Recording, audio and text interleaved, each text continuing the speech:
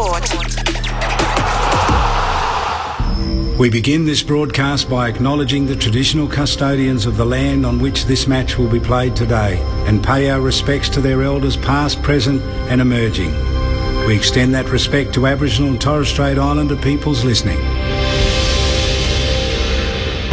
And the moment of truth has arrived. If you think you have anything other than a split second in this game right now, you're kidding yourself. It's all to play for. Every single bloke has stood up. They are leaving nothing out there. I wouldn't want to be anywhere else on earth.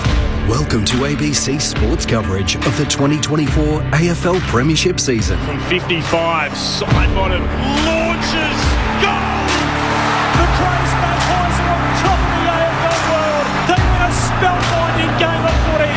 What a practice! This is ABC Sport. The umpire holds the footy up. You want your very best players having the ball in the moments that matter. Take your moment. This is that moment. Something's in the air. Listen to the roar. Feel a different energy. The pressure's certainly gone up.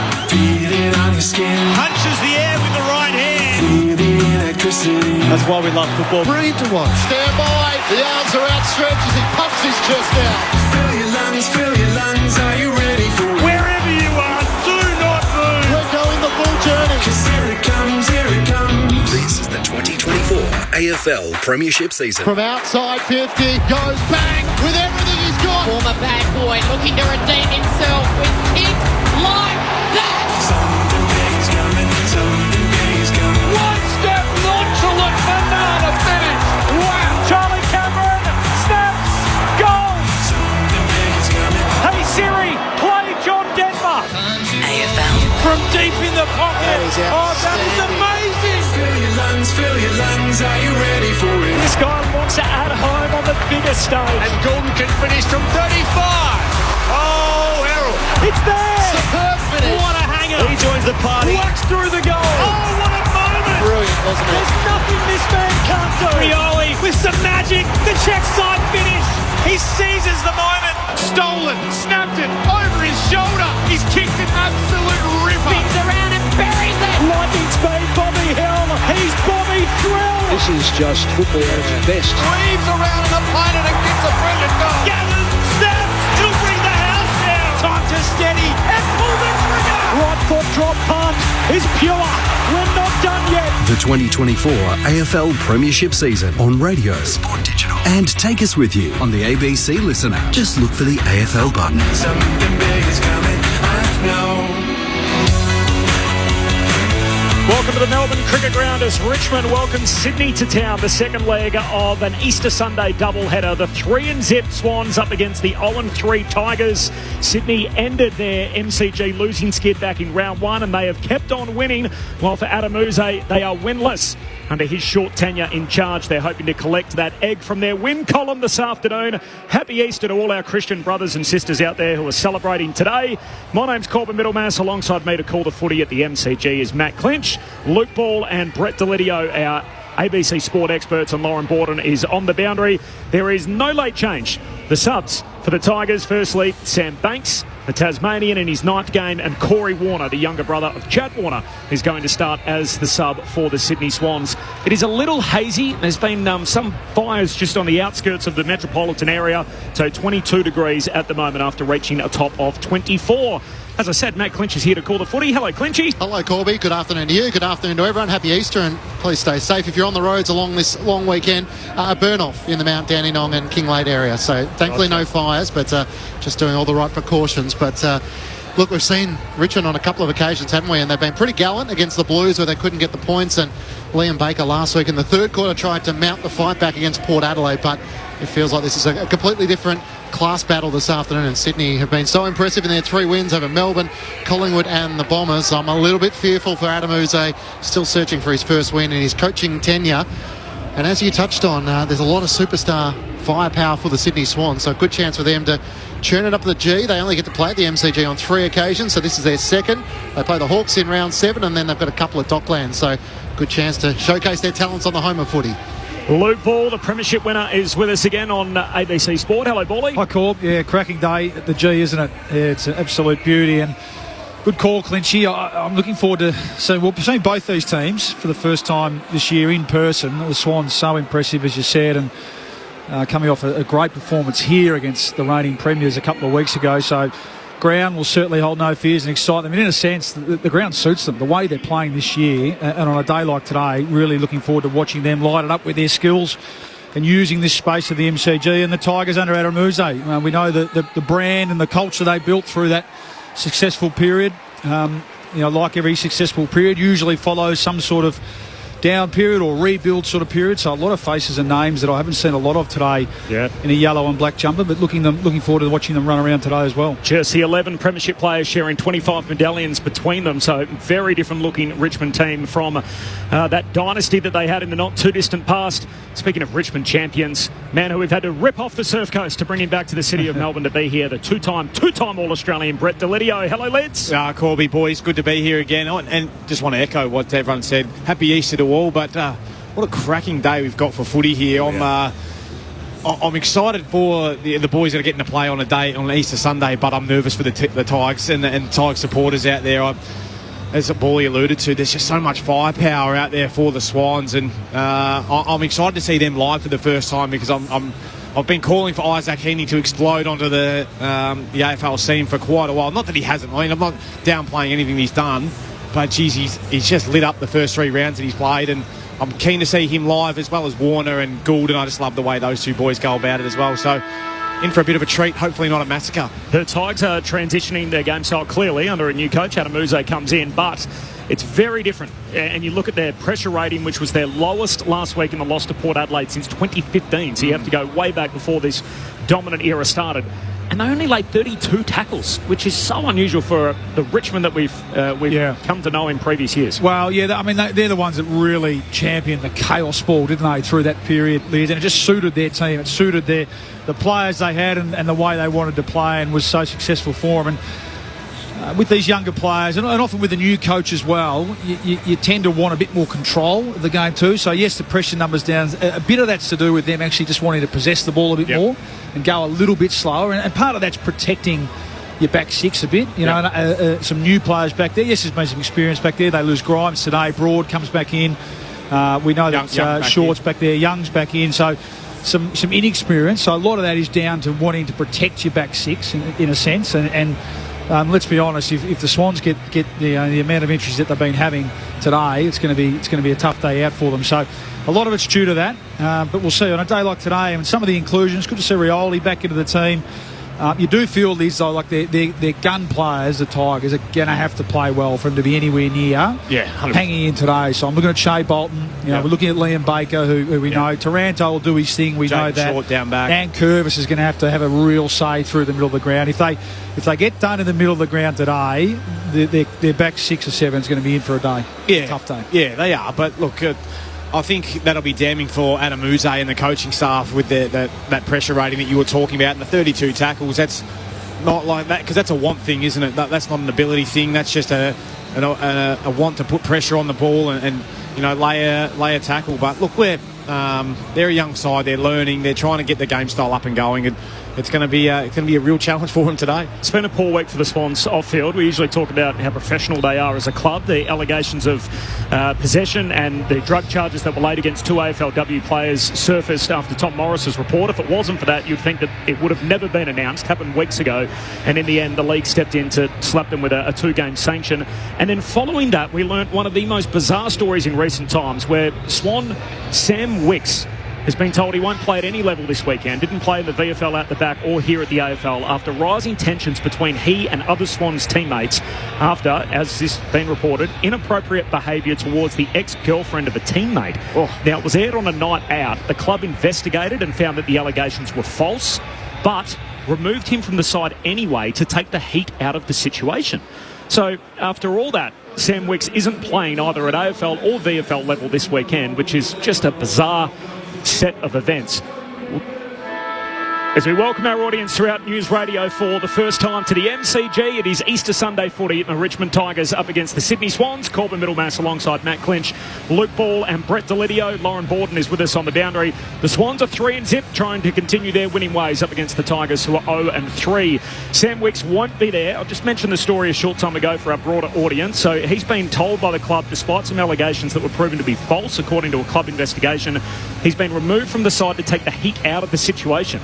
I can't imagine, so forget the incident and put that to one side, but the fact that even a player has been stood down from all levels of footy has to be unsettling, doesn't it, to any group of teammates, particularly in a broader squad like a footy locker room. Yeah, potentially. Also a sign of a strong club, isn't it, really? And, you know, the cynics out there will say, well, if it was Chad Warner, would the same punishment have been handed down? But I think it's a sign of a strong club, strong culture. That's the first I'd heard of it, Lids. But that might be a little stop-start keep, team circle. Yeah. But decisive action and like a good club, next soldier comes in and they're in the position where they've got great depth across the squad, so you wouldn't think it'll affect them out in the grass today, Corb. We're about 45 seconds away from the bounce. We're running out of time if I keep making errors like that. Lauren Borden is on the boundary. Good afternoon, Loz. Hello, Corb. It's lovely to be down here. Like you mentioned, it's a beautiful day. There is a bit of that haze, though, that you can see across the ground, so not sure if they will turn on those floodlights at the MCG. Normally they're always on, but at the moment not on, but not a cloud in the sky, so a lovely day to be sitting down here. It was Toby Nankervis who won the toss for the Tigers, so they'll kick towards that city end and the Ponsford stand where the Sydney cheer squad's sitting right now, and Sam Banks for Richmond and Corey Warner for Sydney, the subs that have come to the bench and sitting there now. Thanks, Loz. No late change. No late change like last week. Obviously, Morris Rioli was very, very, very late, but at the moment he's there, so he's not another late change this week. Isaac Heaney, Tom Papley and Chad Warner all to start in the middle. Brody Grundy to do the ruck work. The 3-0 Swans up against the 0-3 Tigers. Easter Sunday footy at the G on ABC Sport. You're with Matt Clinch. Grundy and Nankervis to get things underway. Nankervis wins down the opening tap. Pinballs around. Papley gathers. Baker tackles him, and the umpire stuck underneath the two. Get to see Caleb Mitchell for the first time, the second-year Swan, picked 40 a couple of years ago from Yarrawonga originally, makes his debut this afternoon. Nankervis tries to take it out of the ruck. It's socked forward by Taranto into the path of Swansea, picked up by Campbell at half-back for the Swans. Hand pass to Heaney, gets the hand pass away to Goulden, kicks out towards Papley, couldn't take it cleanly. Pickett dumped in a tackle, ball spills clear. Taranto with a hand pass forward to Bolter, he ricochets a kick into Blakey. It spills out to Goulden at half-back for the Swans. He's tackled by Bolter, ball comes out and Fox eventually takes it over the boundary line, and a boundary throw in. Left half forward for the Tigers heading to the city end in this opening term. Did well, Blakey, didn't he? Close that space. We're used to seeing with speed, ball in hand, but really good defensive act there. But good early signs of Tigers. They're on. Pressure's up. Grundy and Nankervis, as it will be for most of the day. Grundy wins it down, but straight to Mansell. Kicks inside 50, and Rampy takes the intercept mark. Suffered heavy defeat here, obviously, in the 2022 Grand Final. Didn't win here at all last year, including a close loss in that elimination final to Carlton, but winners in round one against the Pies on Friday night a fortnight ago, as he kicks long down the line to Heaney, and offhands it knocked out a play on the southern wing. Shane Warne stand side of the ground. Swans in their South Melbourne jumper with the red shorts. Richmond home games are all in black, of course, with the yellow sash. Noel Bolter started forward for the Tigers alongside Tom Lynch. From the throw-in, Goulden trying to crumb the tap, can't get a clearance away. Nankervis wrestles for the footy, and the umpire will ball it up. So approaching 2 minutes in to this Easter Sunday clash as the umpire throws it in the air. The yellow Sharon, despite the sunshine beating down, and Shea Bolton for the Tigers. Quick 1-2 with Thompson down. Bolton almost lost his footing. Hand pass over the top to Baker. Inside 50, clever vision. As he goes short to Mansell, play on's the call. Swings onto his right for the opening goal of the match. Ryan Mansell's got it. And one to get the Tigers off and running. 2 minutes gone. Richmond 1 straight 6 to Sydney yet to score. Luke Ball and Brett Delidio, your experts. Yeah, good start. I mentioned Lids. They look on the Tigers. They look sharp. And just looking down there, Tom Papley just giving, I reckon it's Errol Goulden, a decent spray here. He was asleep, Goulden. He let Shea Bolton run around him twice and get involved in the play. And then players, again, there asleep, not listening to the umpire's call of play on and allowing Mansell enough time to snapped the ball around his body for a goal. So early signs that the Swans are a bit sluggish here, and Tom Papley certainly aware of that and was there all good. It was good play by Bolton not to just bomb that one in, because I reckon they'll be a little bit vulnerable under the high ball down there, the Tigers. I know they've got Tom Lynch, but good use of his legs to get through that traffic. Link up. Clinchy mentioned the burn-off in the Dandenong Ranges, and it's sort of evident across the city at the moment. We had morning fog, and now the smoke haze has set in from the restart in the middle. Taranto first, hands on the footy. Hand pass tried to get it to Dow, missed him. Chad Warner, hand pass to Lloyd. Kicks the Swans to centre half forward, and Marty hits up, no mark. Spills to Dan Rioli. Back edge of the centre square, hits up out wide. Good kick. There's Sonzi. In his first game in the young season after his VFL suspension, kicks down to half forward, picked up by Lynch. Hand pass comes inboard to Baker. Surge kick inside the forward 50, and the Lizard Blakey is back. Takes the intercept mark at fullback for the Swans and starts the transition as he hits up McInerney on the back flank. Gets the hand pass away to Florent over the top.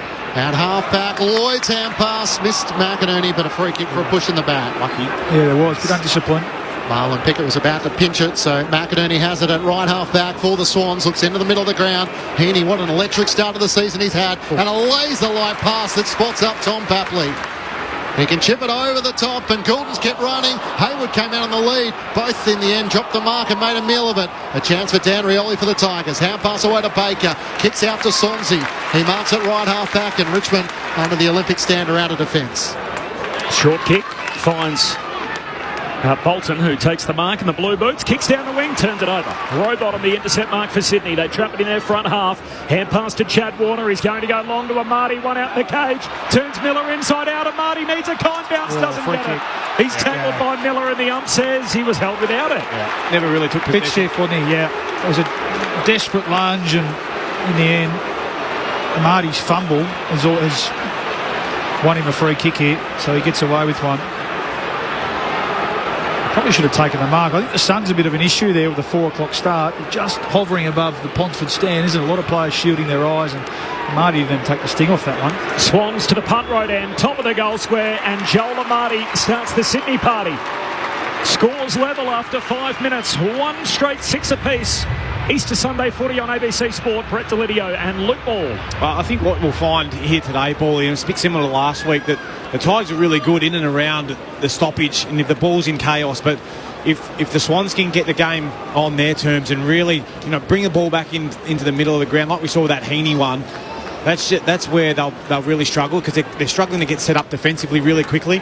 And that's where Warner, I think, just saw that one-on-one straight away. He's like, right, I'm getting that in. I'm going to give it a chance. The only thing you don't want to see from a Sydney Swans point of view is don't overdo it with the long ones. Keep lowering the eyes, make them defend, test them out, see if you can get them on the lead. The voice of Brett Delidio with you on ABC Sport. Sunday afternoon footy. Earlier, the Western Bulldogs by 76 points over the West Coast Eagles. The Eagles scoring just 3 goals for the match. Bounce in the middle. Grundy and Nankervis resume their battle. Grundy trying to palm it down to Rowbottom, trying to break the Nankervis tackle, kicks up towards Jordan, charging onto it is short for the Tigers. He's kicked to half forward, picked off by Campbell, gets the hand pass to Lloyd for Sydney. That's not Rampy's best effort as he kicks up the members wing. It may still work though. McDonald gathers, hand pass away to Jordan. He links up, and here he is on debut, Caleb Mitchell, as he chips it back, and the mark is taken by Jake Lloyd. Left half back, scores level at goal apiece. It's a nice size, Caleb Mitchell lids. Yeah, he does, doesn't he? Boy, Bush Rangers boy. Hit 40 in the 2022 draft. Missed most of last year with glandular fever. They call him Sid, named after the resemblance to the Ice Age character. So the sloth. Yes. So free kick for the Swans here at high half forward. Grundy swings a hand pass out wide to Blakey. Kicks his long left footer into the pocket, and Marty down there again, and Miller just spoils it out of bounds. Have to see a close up. Yeah. See how spot on the boys are. They don't usually miss boys with their nicknames, do they? So it only has to be a slight resemblance too, and you're gone. I think don't expect it to be complimentary. No. Scores level, one straight 6 apiece. 7 minutes in, Easter Sunday footy on ABC Sport. Swans deep in attack. Nankervis wins down the tap for the Tigers. Taranto with a long kick into the middle of the ground. Roberts dropped the mark, opens the door for Shea Bolton. Like lightning, away he goes. He kicks out in front of Noah Bolter. Chase after that. Lynch races back as well. Tom McCartan off his chase. He might get there first. Sliding in from the side, Rampy provided good support. The reinforcements got back in time as he kicks out to Campbell, who marks in the right back pocket for Sydney. A goal apiece so far in this contest. Mansell and Amati, the goal scorers, as the Swans move it to right half back, and Fox takes the mark. Started in the forward 50 this afternoon, Robbie Fox, as he looks to drive a kick around the Shane Warne stand wing. Grundy's well positioned, McDonald's there as well. Broad makes the smother. It spills down the way of Nick Vlostone. He's going to chip it backwards. Missed Dan Rioli, but has enough time to regather the loose footy at left half back. Looks into the corridor, not a lot on offer. Touches the ball on the ground, then kicks short to Broad, who takes the mark. This last week, he's one of the 4 inclusions, along with Morris, Rioli, Sonzi and Young, on the side that lost to Port Adelaide.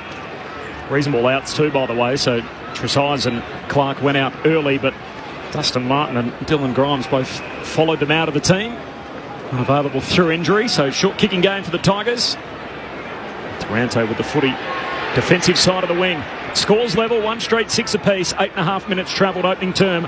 Easter Sunday footy on ABC Sport. Long to a contest at half forward. Spills out to Nankervis, hands it to Bolton. Kicks back to the corridor. Good to ball from McIntosh. He sprays it under pressure. Good chase from Chad Warner. Affects the kick. And a behind. The first of the day, 9 minutes in. Richmond 1-1. Sydney a 1 straight. Easter Sunday footy on ABC Sport. Looking dangerous, Shea Bolton. Yeah, he is. Yeah, we mentioned that before the game. He's going to have to play really well. Yeah, that one was just a in-between kick, wasn't it? Yep. Lloyd brings the Swans back into play to Melican, gives it back to Lloyd, kicks up to the Shane Warne stand side, and the mark is taken by Robbie Fox. Claims the mark in front of Vlostone.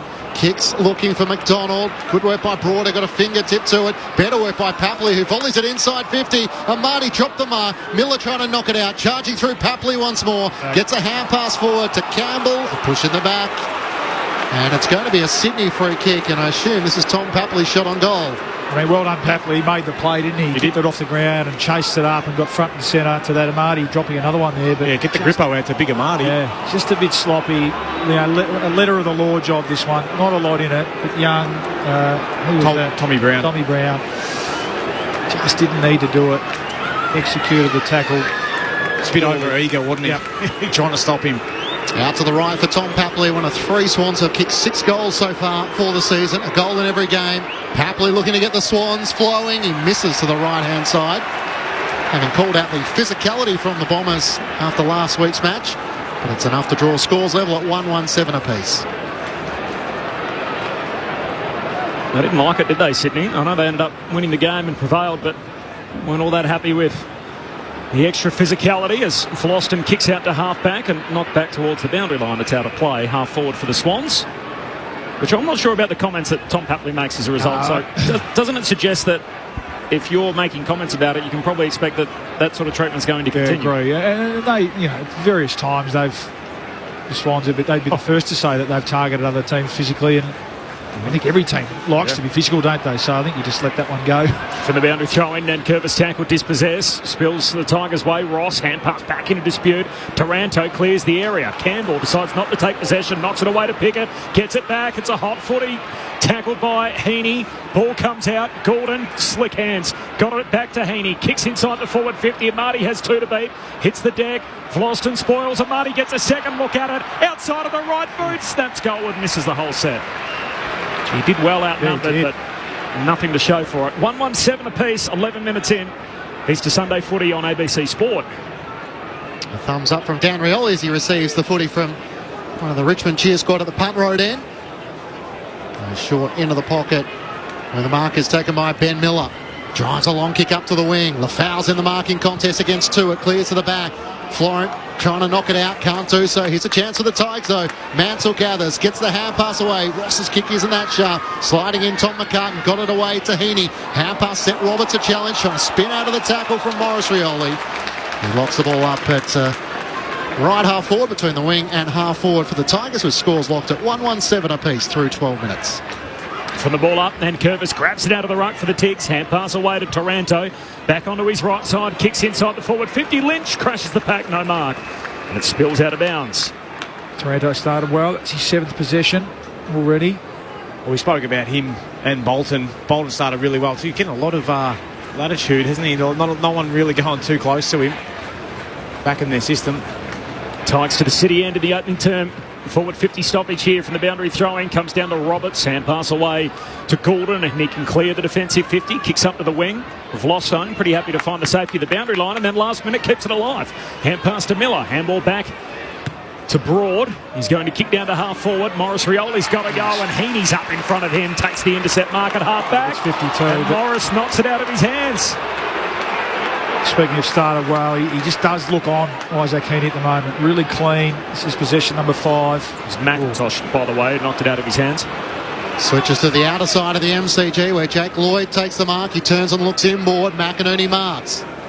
Tigers have pushed numbers back into defence. McInerney gets the hand pass away to Ollie Florent. Drives a kick deep inside 50. McDonald at the back. Can't take the mark. Front and centre McLean, the unlikely rover, tries to knock it to Fox. Papley swoops onto it, dodging and weaving. Lost his footing. Was it taken out illegally? Holding the ball. It's a delicate balance, a little shimmy and a sidestep, but he lost his balance, and in the end the umpire penalised him. As Tim Taranto moves the Tigers from half-back to McIntosh, who turns it straight over.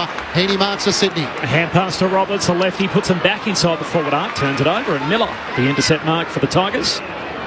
Short to Broad, one of 11 premiership Tigers out there, sharing 25 medallions.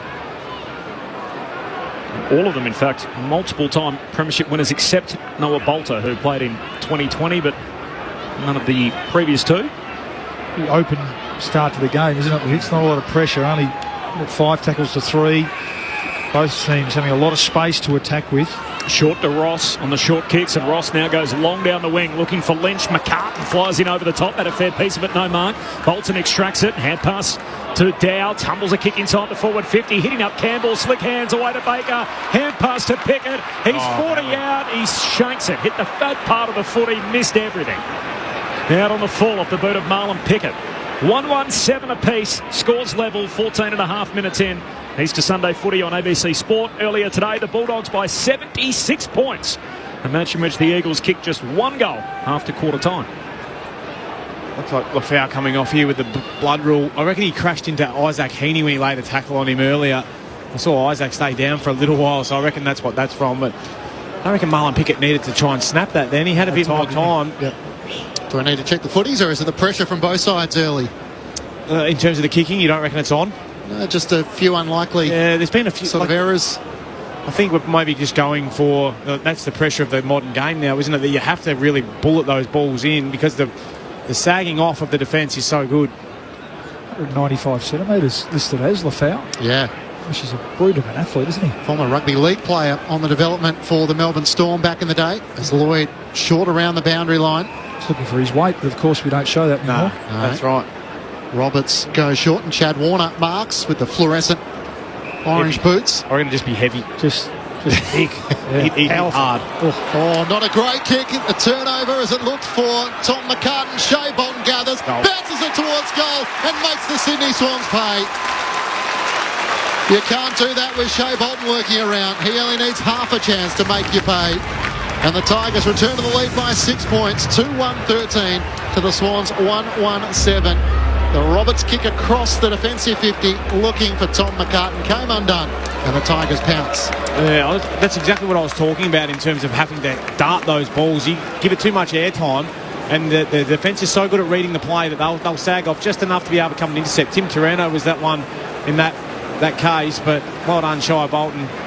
Yeah, well, it was a poor Shea Bolton. It was a poor execution, obviously, of the kick, but I thought it was a poor option too. Yeah, he's in the middle of the ground. He didn't face the game. He had plenty of options ahead of the ball, and he turned blind on his left foot and kicked it to a spot where there was sort of a 2-on-2. So a real mistake there from Roberts, and just a few little concerns. Yeah, you're right. You don't want to leave the door open for players like Shea Bolton to get their tails up. Tigers by that goal. Grundy trying to get a hand pass forward. It's knocked down. Richmond win it back. Dow off his knees. Hand pass out to Ross. Hand pass wide. Campbell the target. Took an unkind bounce. Heaney paddles it away to Jordan. Swans back onto it. Between wing and half forward. Hand pass to Roberts. Trying to go off his not preferred right side. Hand pass forces a turnover. Tigers win it back. Here's Taranto off the back flank. Hand pass to Baker. Kicks and hits up Sonzi, who marks on that southern wing. A little bit lucky with the delivery. Sonzi was awake to it. Hand pass around the back to Dan Rioli. Kicks up towards Lafau, who takes the mark. Richmond's confidence growing at left half forward. Long kick looking for Tom Lynch. He takes the mark. Competing against two Swans in the air. Tiger Tom at his best as he marks pretty much at the top of the goal square. And a chance to put on 2 quick goals in succession. Well, you called that kick. It was a little bit fortunate. That one from Liam Baker. It was a bag of spuds, wasn't it? I don't think it's fun. But this is that kick that we're talking about with Lafau. It just got there so quickly to Tom Lynch, who had to sit on McCartan. He doesn't get any smaller, Tom Lynch, at the top of the goal square. Good stretch, good strong hands, big mitts. Kicked 1 goal, 1 last week against Port Adelaide. Tom Lynch with 3 goals, 2. We know he missed so much of last season, but such a barometer for the Tigers. Lynch from the top of the goal square comes in and puts through his first. And the Tigers skip out to a 12-point advantage early at the MCG.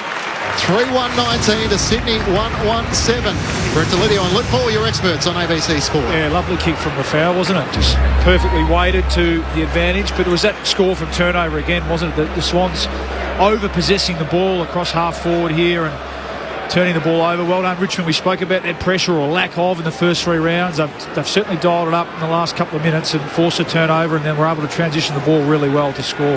Lauren Borden is on the boundary. Loz.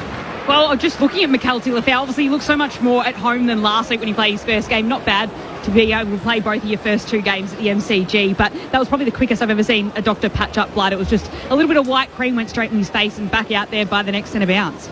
Thanks, Loz, and obviously involved in that goal, as you alluded to. So Reg Hickey, one of the best down there, Loz. Right. The doctor for the Tigers. Yep. Back in the middle of the ground. Baker, first clean touch, knocks it to Dow's advantage, spun around, hand pass up in the air. Florent whacks it forward for the Swans. Dan Rioli onto it. Gordon tackles him. Ball spits out. Still got it to short. High up and under on the wing. Underneath it, McIntosh got a hand to it. No mark. Look away. Hand pass straight to Roberts. Sydney back with it. Threads a hand pass to Heaney. Away to Campbell. He's mowed down by Morris Rioli. With a superb chase down tackle right in front of the benches. That's what they want from him, isn't it? Yeah. Oh, he turns and comes inboard. Risky kick looking for Broad. It's spoiled away by Chad Warner. Sydney through Rowbottom. Hand pass to Jordan. Here go the Swans on the counter-attack. Amani looks up. He has McLean at centre-half forward. He's 55 out from home. Drives it long, looking for McDonald. Getting back. Young can't make the marking contest. And Logan McDonald marks at the top of the goal square. Well, he just pump up someone. Bally in Morris Rioli. Unfortunately, he just went for that kick inside and didn't see Warner coming in. But that's exactly what we've been talking about, isn't it? That teasing distance that the Swans, they're just set up so well, and the best teams do it incredibly well, week in, week out. Just got that little hand in, turn over centre forward, and good luck defending that, Tyler Young. Logan McDonald, the Western Australian, goals in his last 7 matches. Looking to answer back here for the Sydney Swans. McDonald comes in and rams it through at the punt road end. Sydney answer back after a couple of quick goals for the Tigers. It's a 6-point lead Richmond's way. 3-1-19 to the Swans, 2-1-13. 21 minutes gone. Opening term on ABC Sport. You with Luke Paul and Brett Delidio. Yeah, you don't mind the option, do you? Because it was a turnover. It was a quick turnover, so players are out of position. He just didn't quite execute it well enough. And really, in the end, really good bit of play from, I think it was Warner, as you said, to read that on the transition and create the turnover again. And then, it's nigh on impossible, isn't it, to defend a turnover from that part of the ground. And good strong hands from Logan McDonald looking to the sun. It'll get him into the game like it did with Lynch at the other end. So just hope that it doesn't force Rioli back into his shell a bit, because the passage of play before that is absolutely wise in the team. Richmond won the VFL by 12 points at Punt Road earlier. Taylor Adams on managed minutes had 18 disposals, 11 tackles. So a club debut imminent for the Swans. Grundy out of the centre square here, kicks out to half forward. Well, Miller looked like he was going to take a mark on his chest, trying to hold off McLean, spills it. Live footy inside the Swans forward 50. Hayward trying to paddle it away towards Jordan outside the arc. Off the hands of Ross, ends up back with Miller, and the Tigers will work it out. Dan Rioli, hand pass to the back pocket for Broad, and he kicks across the goal mouth and manages to find Young here in the right back pocket. Tyler Young goes short to Miller. So 6 minutes before quarter time, the Tigers lead it by a goal, 3-1. Out to Cam to McIntosh, who takes the mark at left half back. So Richmond's skills have been on early. Kicks up towards Lafau in a wrestle. Almost took the mark. He got rid of Milliken, but just couldn't quite hang on to it. The numbers come charging in for Sydney. Grundy knocks it out. Got it to the advantage of Roberts. His hand pass inboard. pinched away by Ross. Gets the quick hand pass away to Nankervis. Quick 1-2 with Thompson down. High ball inside 50. Underneath at Lafau. Can't take the mark. Morris Rioli knocks it out into the path of Baker. Slipped over. And Jordan's quick hand pass to Blakey. Lost it, holding the ball. Just a split second, he hesitated, and as soon as he did that, he was gone. He was just waltzing, wasn't he? He was. There's a few players that just aren't on today. Sharp need a bit of a shake at quarter time, I think, from John Longmire. And Ryan Mansell ends up with a footy directly in front. Have to kick every bit of 50, but he has a goal already this afternoon. The young Tiger, the 23-year-old from Tassie, looking to try and cement his spot in this Richmond side. A hop and a skip as he sets fly from 53. It's right to the goal line. Grundy might have got a touch to it. We're going upstairs, but I think it's touched through. And a minor score. He has backed himself. Must have got the memo. Yes. 5-point lead. Florent brings it in. It's 3-2, by the way. That's what happens when you lead by a goal. As Lloyd finds Roberts, hand pass away to Blakey, spears the kick down the wing, and Papley marks. So Tigers by 7 points, 23.5 minutes in opening term. Corbin Middlemass and Matt Clinch. Lauren Borden on the boundary. Brett Delidio, Luke Ball. Easter Sunday footy on ABC Sport as Papley forced to kick to a contest, and Nankervis takes the intercept mark. No Naismith today. Two former Sydney teammates played 4 games together for the Swans, but Naismith left out as an emergency. Hands it off to Dan Rioli. Kicks down to half forward. Offhand spills to Bolton. High up and under into the pocket. Lafau down there with Florent. Florent beats him to it. Takes the mark. Last line of defence for Sydney. So the Swans by 7 points. The SMS number 0437 774 774. Let us know where you are. Easter Sunday afternoon and what you're up to around the place on the SMS. Matt Roberts in his 11th game combines with Mitchell on to blue. Up to Isaac Heaney at right half back, and now comes inboard to Melican. Similar, don't they? Blonde left footers. Yep. Part of the young brigade under John Longmire. An incredible record he's had as coach since 2011. Only missed the finals on 2 occasions, 2019 and 2020. And the skill error there from Tom McCartan, but he has enough time to regather the footy. Shares it with Roberts, who kicks to Lloyd at left half back. Richmond have all their players defensive half of the ground, so Sydney just happy to play chip mark game for the moment. Ollie Florent's the next to receive the ball at left half back. He looks long down the members wing. Amadi sets himself, got separation. Nankervis came crashing in late. He almost came into Tom Papley front on, but Nankervis made sure if he was going to take the mark, he certainly was going to earn it. Amadi lays it off to Errol Goulden.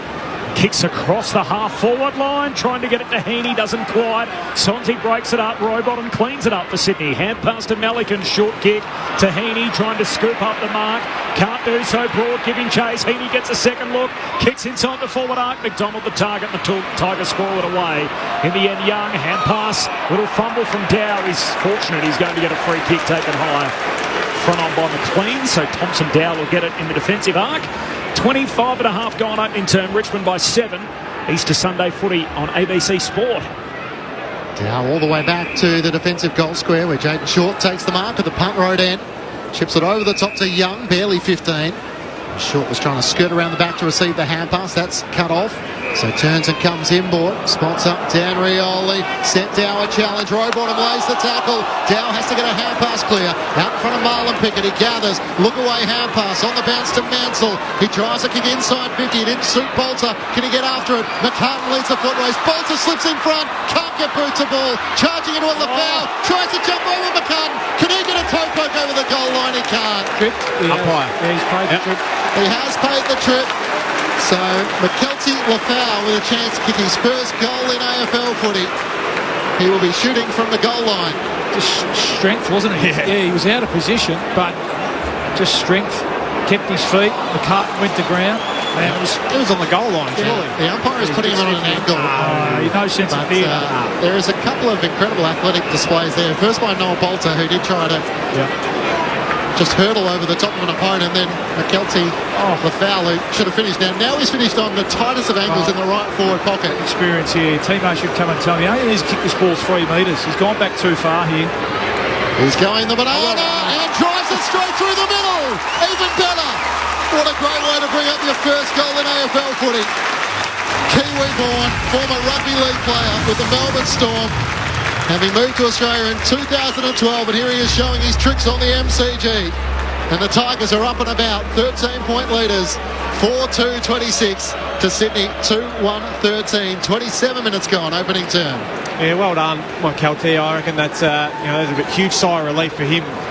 Getting your first goal under the wire. I'm not sure how long it took you, Boy. I remember mine took me till about round 4, but the umpire made him work for it in terms of putting him out on that angle, didn't he? But up to the task. Well done, and good to see all the boys get around him as well. They knew, the background, the story. We saw the haka last weekend in the rooms, Corby, which I loved. Yes. It's massive for him and his culture, his family. Great to see, another New Zealander over here playing our great game. 25 years of age, second game of footy. He's now got a goal in the big time, back in the middle. Tigers by 13 points, so showing up the Swans early. We've got a secondary stoppage.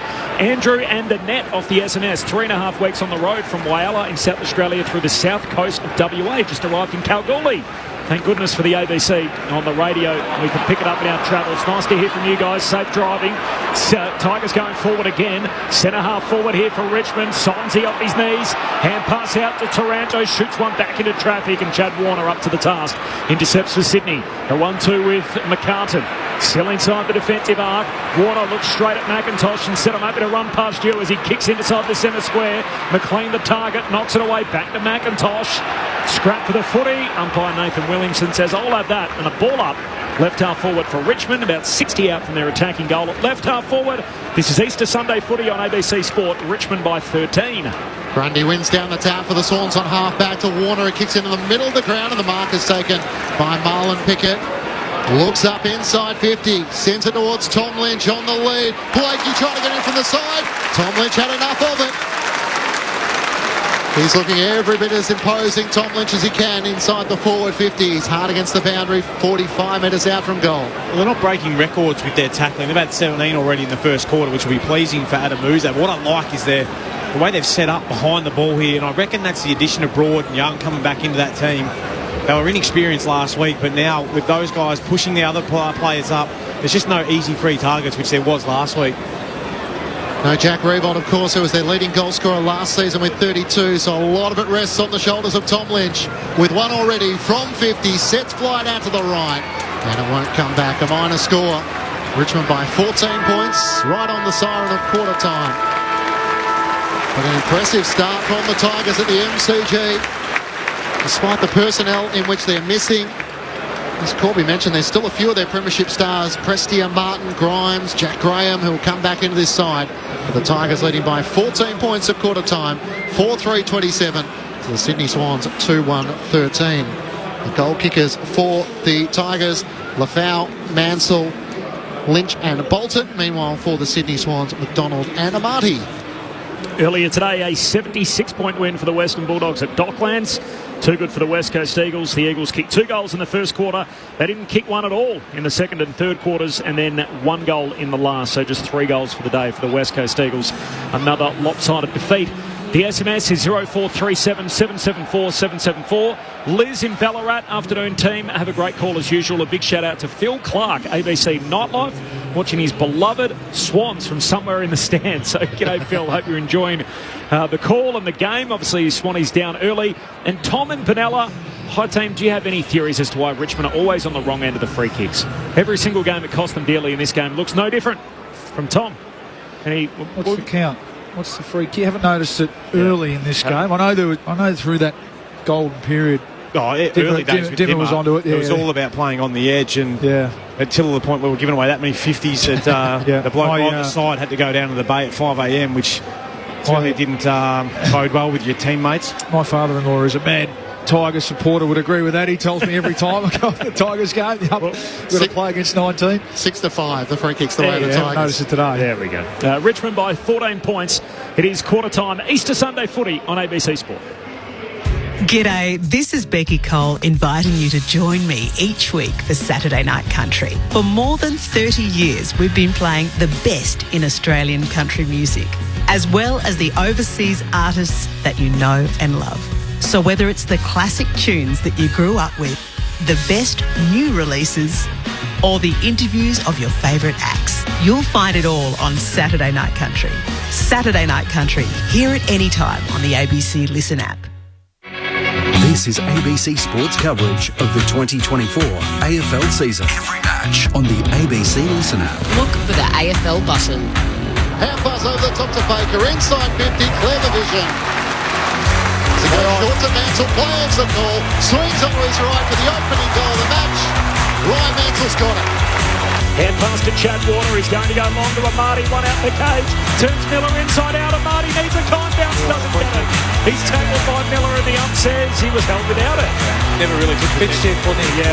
Swans to the punt right end. Top of the goal square. And Joel Amati starts the Sydney party. Oh, not a great kick. The turnover as it looks for Tom McCartan. Shea Bond gathers. Bounces it towards goal and makes the Sydney Swans pay. You can't do that with Shea Bolt working around. He only needs half a chance to make you pay.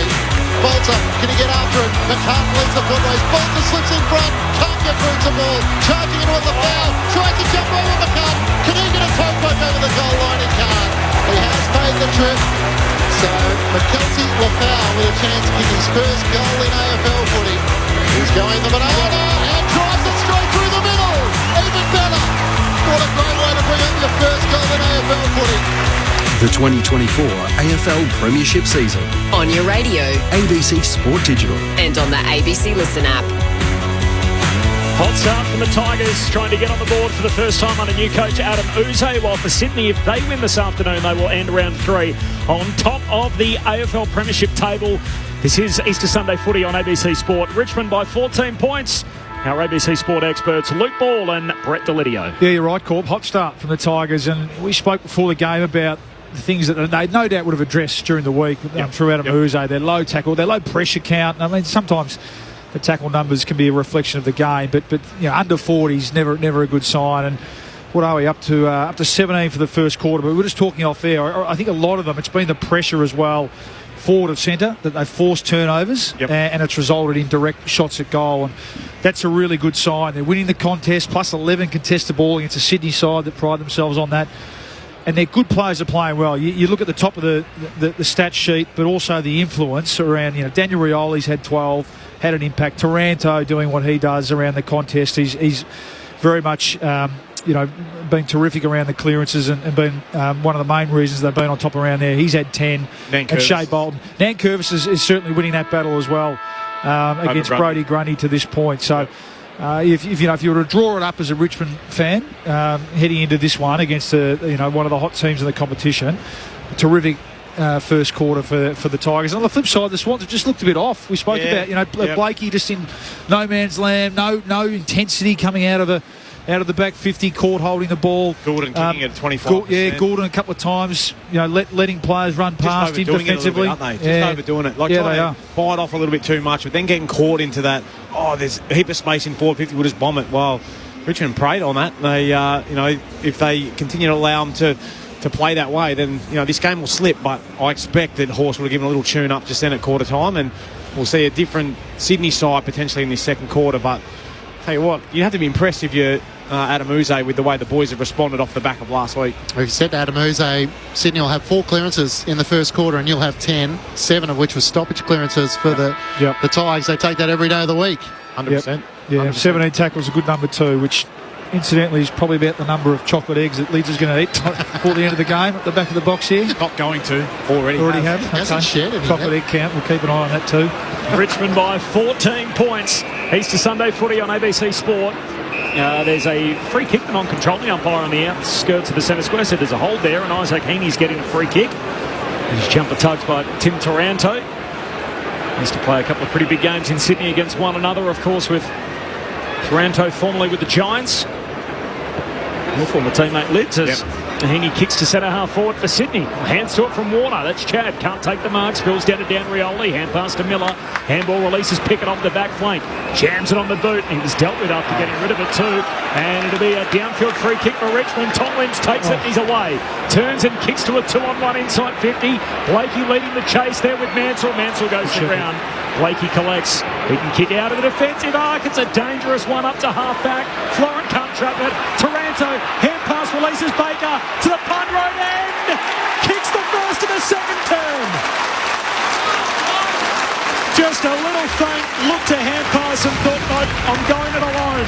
Snaps it through off the left peg, and Richmond are out by 20 points. 60 seconds into the second term, 5-3-33, Sydney 2-1-13. Easter Sunday footy on ABC Sport. Just pressure again, just pressure, just closing on Nick Blakey, who's not having a great day, it must be said, forcing a pretty ordinary kick, wasn't it? And then they just centred on that. And at the moment, there's just more Richmond jumpers, isn't there, around the contested footy, forcing the turnover. And who was it there?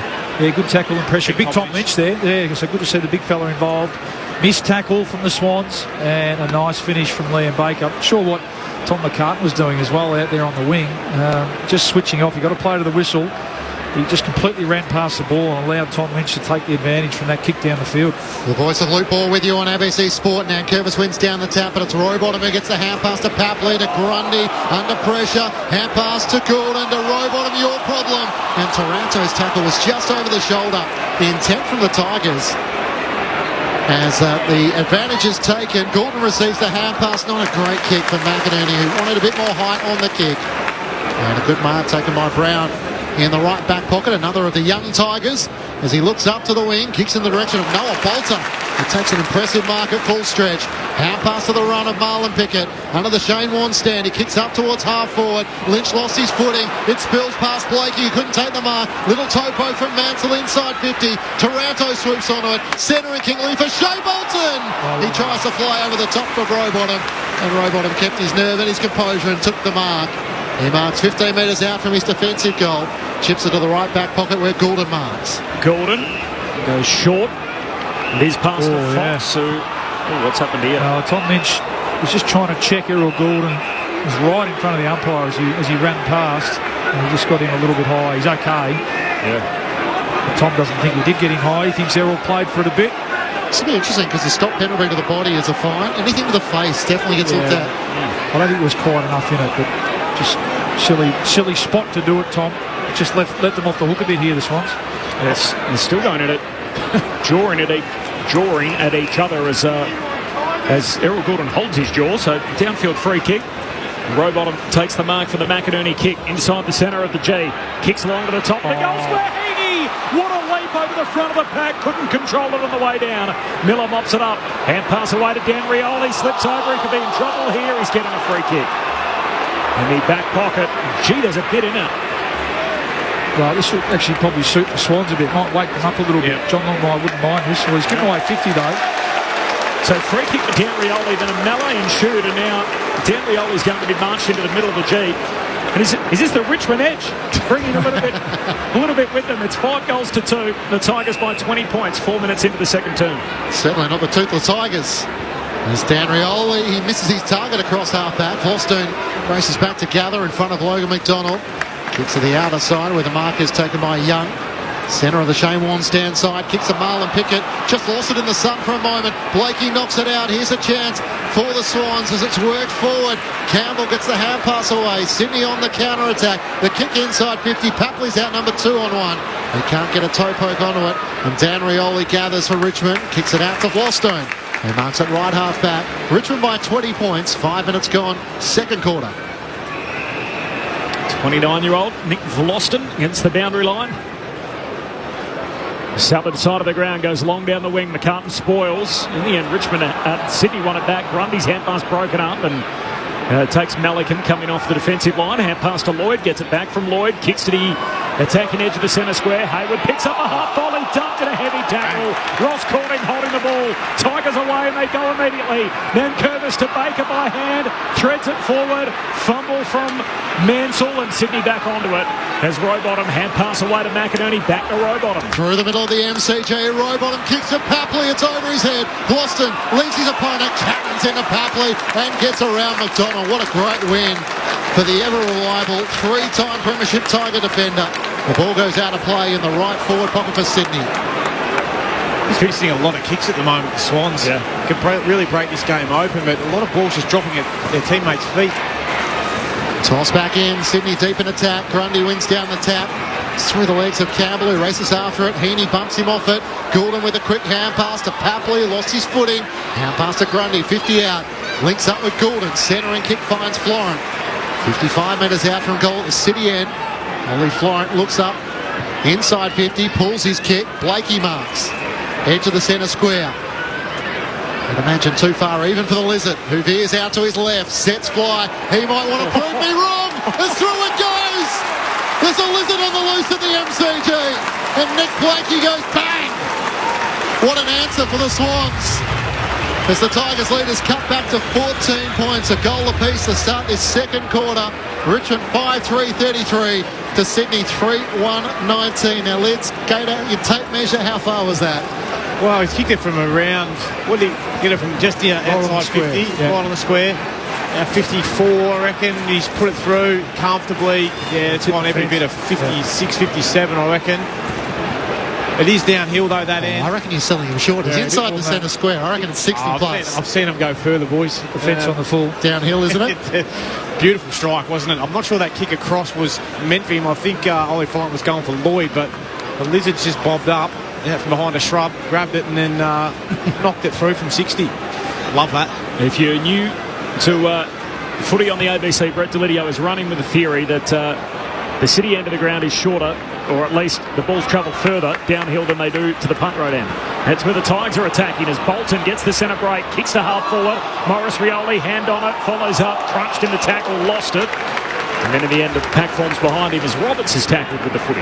It's only because I've seen him sail through more that end, probably. I just wasn't very good going towards the Tigers end. You played a lot of footy hit balling. Anything to it? Not as much as my colleague here. No. Certainly didn't kick any from 60 like him either. From the stoppage, Sydney move it forward off the boot of Roberts, picked up by Roe Bottom. He kicks wide, and here's Robbie Fox still on halfway. Richmond by 14 points, 8 minutes into the second term. Easter Sunday footy on ABC Sport. Colby Middlemass, Matt Clinch, Luke Ball, Brett Delidio and Lauren Borden. A kick inside 50, you heard the response from the experts as Fox finds a Marty who leads out to mark on his chest. Swans are just trying to build something here. Chance kick back-to-back goals. Joel Marty has one already and one out on the full. Yeah, the beauty of that kick was he kicked it before Marty had even moved, and he just saw the space that was there for him to run and jump into. Just gave the defender absolutely no chance. Beautiful kick, Robbie Fox. Yeah, that's his thoughts on the cornrows in a moment as well, as he'll kick from right on 50. Joel Amati, beautiful strike, sends it into the second row behind the goals. Amati with his second. And the Swans' response is a couple of quick goals in quick succession. Richmond's leaders cut to 8 points. 5-3-33 to Sydney, 4-1-25. 9 minutes gone, second term on ABC Sport. Yeah, well, I'm a big fan of the cornrows. I reckon they were affecting his judgment early. Big Amati couldn't quite get the hands together. Might have had him pulled too tight, but I'm going with the sun at that end, mate. Sun at that end. Just, yeah, the 4 o'clock start. Unusual start time, just over there, especially pre-daylight saving. Yeah. Just the sun over the Ponsford stand, and Richmond are struggling with it this quarter, but beautiful kick, wasn't it, Robbie Fox, who owed them one. He gave away the 50-metre penalty before that, just identified the pocket of space. Been pretty congested forward line to this point. Also spotted someone with some tips out there, Paulie. For the Tigers. I think it's young Tyler Sonsi. Yeah, Tyler Sonsi, mate. He's running them. Don't worry about that. It's Brett Delidio circa 04-05, isn't it? Certainly, he's guilty. Last two of the game for the Swans. Back to an 8-point game. Richmond still lead it. In the middle, Dow gets the centre clearance, kicks to centre half forward. Out to meet it, Blakey, the double fister. There's Sonsi, knocks it away. Off the hands of Warner, spills down to McIntosh. Kicks Richmond inside 50. Mark taken by Mansell. Short kick. Here's Baker. He's kicked one already in this second term, and he'll line up tight angle right forward pocket. Really smart play from Mansell there. Good forward craft play. He recognised the fall of the ball that Camden McIntosh was in the box seat. He just spat out and caught his defender ball watching a bit, just spat out into space forward of the ball. Really smart forward craft. Sets up this shot for goal of Liam Baker. He kicked 2 in quick succession to end the third quarter last week. Liam Baker moves in, drop punt misses to the near side or behind. So Richmond by 9 points. The SMS 0437 774 774. Easter Sunday footy on ABC Sport. Cooking an Easter roast lamb while listening to ABC up here in Hervey Bay in Queensland. Go the Tigers, and happy Easter to you guys. Sounds delicious. Lloyd into Blakey for the Swans. Up to the wing. Amati outmanoeuvred and the mark is taken by Young. Looks up towards half forward. Swansea with those blonde tips. Marks at right half forward. Driving kick looking for Tom Lynch. He flies on the pack. Can't take the mark. Quickly back onward. It's smothered by Milliken. And Lloyd sees it out of play. Up against the right behind post. Tom Lynch didn't really feature after round 4 last year. He's starting to show signs of the forward he used to be. Yeah, he's such a key component to their forward line mix. Just gives him that constant target. Kicks a lot of goals. Boundary throw-in, forward 50 stoppage for the Tigers, but it's Grundy who palms it down to Rowbottom. Kicks the Swans out of the defensive arc, up to the wing, and there's Nankervis. Going to take the intercept mark and keep it in Richmond's front half. That's dangerous. Trying to link up with Gloston, put it in the centre square. Fox breaks it up. Spills out towards Haywood. Numbers come to support the Tigers. Glostone looking to try and get a stoppage. Fox extracts it a second time to Gordon. Kick went 2 metres to Campbell. He runs into trouble, lost it. Richmond back with it. Then Curvis coughs it up. Turnover every second possession. Warner, hand pass away towards Mitchell. The first gamer kicks inside 50.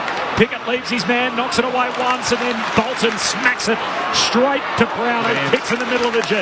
To Mansell, he's got one-on-ones further afield if he can move it quickly. Short to Baker, gives off the hand pass to Campbell. He runs the member side. Lynch on the lead. He and Lafale almost combined. Great saving effort by Tom McCartan. Made the spoil on 2. Got it down to Blakey. He's almost dacked by Tom Lynch. The ball comes out to Tom McCartan, trying to dodge and weave around Lafale. The New Zealander, he kicks but turns it over. And Liam Baker takes the mark for Richmond at left half forward. Tigers are bang up for this today. 5-4 to 4-1. And Richmond led by 20 points early in this second term. They lead it by 9 at the moment. 12 and a half gone. Second term. Easter Sunday footy on ABC Sport as Taranto goes wide and Campbell marks. One of 4 Tasmanians on the list. They're all playing today. Along with Mansell and Nankervis and Banks as he kicks to the top of the goal square. Campbell. No mark. Grundy had it. Lost in the tackle. Swansea shoots. Misses.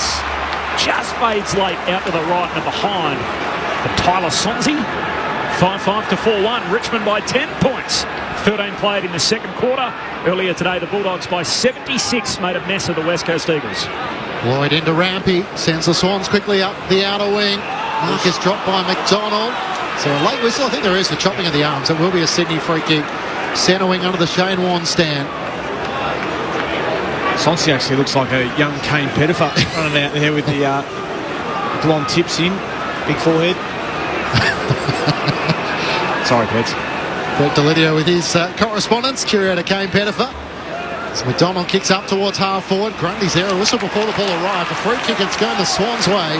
And Grundy will take it just outside 50. So a tangle between he and Toby Nankervis, and the former Demon and Pie points towards the big sticks. He's had a better quarter too, Brodie Grundy. We spoke about Nankervis taking the points in the first quarter, just working his way into the game pretty well. It's a good battle. It is. Two similar sort of ruckmen. From outside 50 though, the shot clock is at 8 as he starts to walk in. I wonder if he's going to put it to the top of the square. He veers out to the right. Brodie Grundy sends it across the face of goal. Amati's there. Fox fires from behind. Can't take the mark. It's cleared by Tyler Young, but it goes straight towards the boundary. Held the umpire view. There's insufficient intent. Wasn't really his intention, but just had no control over it. And Ollie Fine will take it for Sydney at right half forward. Tigers by 10 points. 15 gone. Second quarter. Florent, number 13, steps around and then just goes long to the top of the goal square. They come from all directions. Oh, throwing a boot at it in the end is Fox. Missed out to the right. Would have been spectacular outside of the left boot. A behind. Richmond by 9 points, 15 minutes into the second term. Easter Sunday footy on ABC Sport. Gloston had to be precise with his short pass, but he found Jaden Short. Only 25 metres out from his defensive goal at the City end. Short to Marlon Pickett. Kicks up towards Shea Bolton, who takes the mark. Wedged in between two Swans, and he's off. Leaves Campbell in his way. Bursting from half-back. Kicks up to Morris Rioli Jr. He takes the mark between wing and half-forward member side. Just held by Tom McCartan. Kicks into the middle of the ground. Good vision to find Thompson down. Releases the hand pass away to Taranto. From 45, fires on goal and misses. To the left-hand side. So Sydney with the last 2 goals of the match. Both sides have had a couple of opportunities at either end. Yeah, it was too easy. Sorry, Clinchy. They're too easy there. They just sliced their way through. We probably came along expecting the Swans to be doing that today, but far too easy there. And letting Bolton play on, that was some Poor stuff. That was, wasn't it? The Tigers by 10 points, 15 minutes into the second term. Intercept mark here. Lloyd's kick coming out of defence, and McIntosh has it for Richmond. Mentioned Kane Pettifer. He's in the squared circle on Wednesday night. Yeah. In the boxing ring. I think he'd be a crowd favourite. I think he's facing Mitch Robinson. Yeah. Goes short to Nick Vloston. Goes okay. Could get willing that one. Yeah, could. I reckon it might. Yeah. A bunch of footy fights right before gather round begins on Thursday. You can hear all that, by the way, right here on ABC Sport. Kick inside the forward 50, no clean takeaway. McCartan off his backside, hands it to Florent. Tumbles a kick to half back, straight to Tom Brown. Kicks inside 50, Sonsi. Did he complete the mark? He got some help from McIntosh. The ump says no, keep going. And we'll have a ball up. Good decision. 50 metres out from the Richmond goal at the Punt Road end. 16 and a half played second term. Richmond by 10 points. Did you just say you're doing the fight? Say. No. I thought you said you could hear it all here on ABC. You can hear the footy here, definitely not the boss. I thought that would be impressive. Lids will have to nominate. Taranto long to the goal square. Lynch can't take the mark. It's rushed through for a minor score. So the last, we had 5 scores have been behinds. Sydney with 2 goals to 1 so far in this second quarter. Tigers by 11 points. Lloyd wanting to move it quickly. Looks for Chad Warner. Takes a good mark. 2 Tigers went up in the air with him. Warner immediately pulls the trigger on the 45 to Jordan. So looks, gives a hand pass to the running Campbell. Hand pass away to McInerney. Oh, brushed aside the would-be tackle from Young. Hand pass to Campbell. Threads it forward. Great transition. McDonald finishes the work. That is Sydney at their best. One end to the other. And Logan McDonald kicks his second of the day. All of a sudden, Richmond's lead is just 5 points. 17 and a half gone in the second term. The Swans 5-2-32. Richmond 5-7-37. Luke Ball and Brett Delidio live footy on ABC Sport. Well, I love that from Chad Warner. There was that kick inside that just opened up the game. Braden Campbell streaming off as well. Good link up from McInerney. He needed that follow-up, though, from Braden Campbell, didn't he? He didn't have that extra runner there. They would have mown him down, but because Campbell followed up and went again, and then had that forced roll-up from the key Richmond defender, I think it might have been Young, who left McDonald, just left him free and gave him an easy shot on goal. But it was their best passage of play. They'll be looking to emulate that a little bit more throughout the rest of this game. That's the dare, that's the explosiveness that we've come to see from Sydney. They just haven't been able to get it up and going yet. Finish, wasn't it? Off one step from the big fella. Brett Delidio and Luke Ball with you. Matt Lynch and Corbin Middlemass calling the action. Lauren Borden down on the boundary. The last 3 goals the way of Sydney have started to get involved here. McLean out of the ruck. Gets the hand pass to Heaney. Too slow as he's tackled by Thompson down. Takes it back for the Tigers. Hand pass away to McIntosh. Out to the southern wing. Hand pass to Taranto. Links up by hand to Jaden Short. Kicks out too wide for Tom Lynch. And marks across the boundary line, and the boundary umpire's arms outstretched. The free kick going the way of the Swans at half-back. Lewis Melican will take it. Comes inboard to Nick Blakey, who kicked a goal in this second quarter from at least 60 metres out. Short to Florent and now to McInerney. At centre half-back, he takes a bounce. LaFau off his chase. Just gets the kick away in time. A good pass up to Hayward, who marks it right half-forward. One-on-one's inside 50. He has a Marty deep. McDonald into the pocket. Had Fox on the lead, ignored him. He turns back now, kicks towards McLean. Arm outstretched, can't take the mark. Clears to the back. And it's knocked through by Miller for a minor score. Enough pressure there, even though Logan McDonald are trying to peel against it. Richmond by 4 points. 20 minutes gone in the second quarter.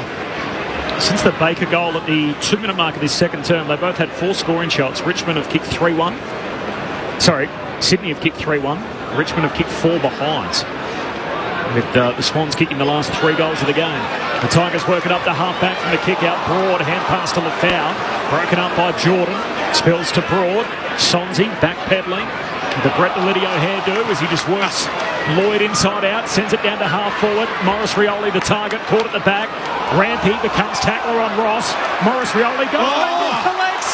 Sells it around McInerney. Couldn't quite get past him. Falls over. Spills down to Rowbottom. His kick smothered. Swan still scrapping for it. McInerney tackled, dispossessed. Hot footy picked up by Mansell. Dumps a high bomb inside the forward. Hit. Melican is clattered into. Flying back into him. It was the front-on contact, I think, from Baker that went straight up and down the middle on Melican. And Melican's going to get the free. He's okay. But, gee, that could have been a lot worse. Out to Roberts in the left back pocket. The Swans are keen to move it. A couple of bounces. It kicks up to Logan McDonald. Mark centre wing under the Shane Warne stand. Gets the hand pass forward to Fox. Sydney on the counter attack. Driving kick inside 50. Looking for Campbell. Almost juggled the mark. I think it was off Dan Rioli's hand. No mark played, and the ball up in the left forward pocket for the Swans. At the City end, Richmond leading by 4 points. That was Baker going back with the flight. Good old-fashioned shirt front. I reckon he might be in a bit of trouble. Yeah, I mean, he's got up. He hasn't hurt him, which might he's count in his favour. Grundy down to Heaney. Fends off McIntosh. Isaac Heaney is absolute best. Superstar of the AFL.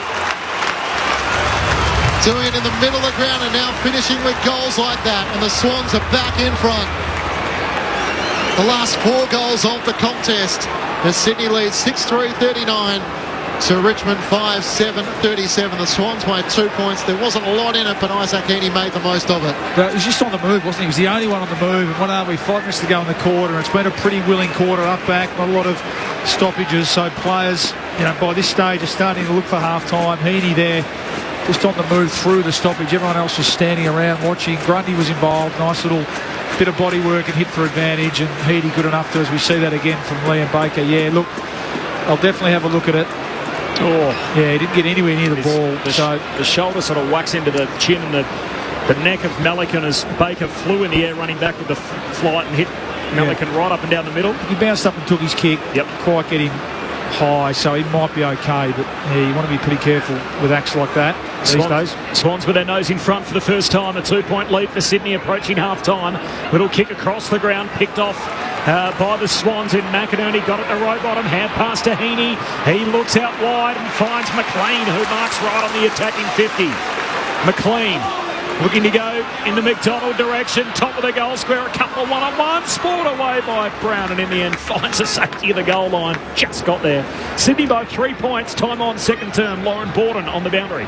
So like you mentioned, Lewis Melican has come off. They pulled him off straight after he took the kick. He's just getting a rub down from the physios now. So the doctors on the bench don't seem too concerned about him and look like they might try and get him back on. But a doctor is running over to him, lying down with the physios now. All right, Loz, thank you very much. Interesting to see the concussion protocol there as Vlosten kicks as far as he can. Nankervis couldn't take the mark. Spills off the hands of Thompson Dow. The Swans retake it through Blakey. Little worm burner to McInerney. Tries to break through the tackle. Hand pass to Roberts. Brought down by Baker holding the ball. The tenacious Tiger still working on half-back. He kicks an awkward spinning ball to Campbell. Has to try and knock it away. A chance still for Jordan. Gets it to Chad Warner. Fires on goal and misses everything. Out to the right. It just bounced inside the field of play. And a boundary throw in the right forward pocket for the Swans. Got to hang in here, the Tigers. Some mistakes starting to creep in. The young team. Can get the ball in the hands of their experienced players. Maybe just take a couple of minutes off the clock. Take some gas out of the game. Swans have got their tails up a bit. I think 5 goals in the quarter in which Sydney have kicked 4 of them, so still a fair way to go. Clears to the back of the 2 rucks. McIntosh for the Tigers to Shea Bolton. Asked a bit of Baker into the middle of the ground. He's able to gather away from Roberts. Hand pass pinballed away from Mansell. Back to Baker. Kicks to the outer wing. Foot race on the Shane Warne stand side. Morris Rioli Jr. gathers. Looks at Mitchell. Oh, burn off you. Kicks towards Bolter. Can't take the mark. Clears to the back. Mansell trying to force his way through. Rampy trying to knock it out. Still a chance for Bolter. Knocks it into the path of Morris Rioli Jr. Florence hand pass towards Mitchell. On all fours. Can't get it clear. Blakey just threw in a boot. That was dangerous. Got away with it there. As Mitchell gets the hand pass away to Florida, kicks out to Campbell on the far wing. Out of the Swans Academy, Pennant Hills lad, born and raised in Sydney, and it's exactly what the Academy's designed to do into the big time. Looks into the middle of the G, finds McInerney, who takes the mark, shifts the yellow. Sharon inside 50. He got past the outstretched Richmond defender into the path to Jordan. Good follow-up from Campbell. Knocks him off his kick. Grundy had it, lost it, hands it back to Seth Campbell. And he can get out of dodge as he kicks out of the defensive arc.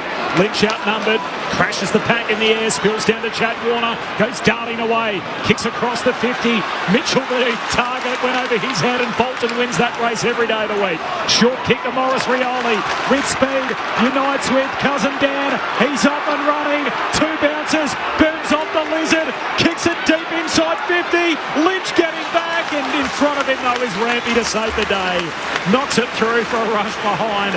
Fast footy at the MCG. Sydney by 2 points. Time on second term. poor old Caleb Mitchell. Welcome to AFL footy, buddy. You have to chase Morris Rioli Jr. and Shea Bolton. The tank's on empty. He needs half time to come quick, and he's stuck over the other side of the ground too on that wing where most of the plays been this quarter. But gee, that was exciting, wasn't it? Rioli running away from Blakey there. He had to keep going, didn't he? Dan Rioli. Morris to Dan. Finished with the goal. No one was catching him. The kick for the Swans up to half forward. Papley over the back. Dribbles a kick into an AC-50. Here's Mitchell. He finds a gear. McIntosh racing after it. He gets there first, the Tiger. Clearing kick out to Shea Bolton. It's up and down footy at the moment. Bolton and Roberts. Roberts made contact. Careful not to give away the free kick. Toe poke it to Robe on him. Good tackle, Shea Bolton. It spills to McInerney. Swans have the numbers. Hand pass to Roberts. Wheels onto his left. Drives it long towards Grundy. Up against Miller. It might bounce through. No, through for a minor score. Sydney lead by 3 points. 26.5 minutes gone, second quarter. The players out in their feet. Gee, Rowbottom's had a quarter. He's the one that's really got the Swans going. So often doesn't get the kudos, does he? But 12 possessions, 4 of those contested, clearances, score involvements. Been super. The Tigers' last 5 scoring shots have all been behinds. It's Sydney 6-5, Richmond 5-8. Swans by 3. 27 gone in this second term. Easter Sunday footy on ABC Sport. As Pickett marks the kick out, goes long to the wing, hands on it from Bolter. No mark, hits the deck. They work it out. Mansell, sharp hands to Lynch, to Nankervis, kicks down to half forward. McCulty Lafau has 3 to beat. In the end, McDonald thrown behind the ball, knocks it down to Blakey, and Sydney work it out. And comes wide to McInerney. Takes the mark at right half back. He's had a great quarter too, McInerney. That should be his 10th position. On the near side, kicks down to half forward. In from the side comes Nankervis, no mark, spills to Pickett. Hand pass to Blostone, gives it to Ross. Hand pass away to Taranto, now to Dan Rioli.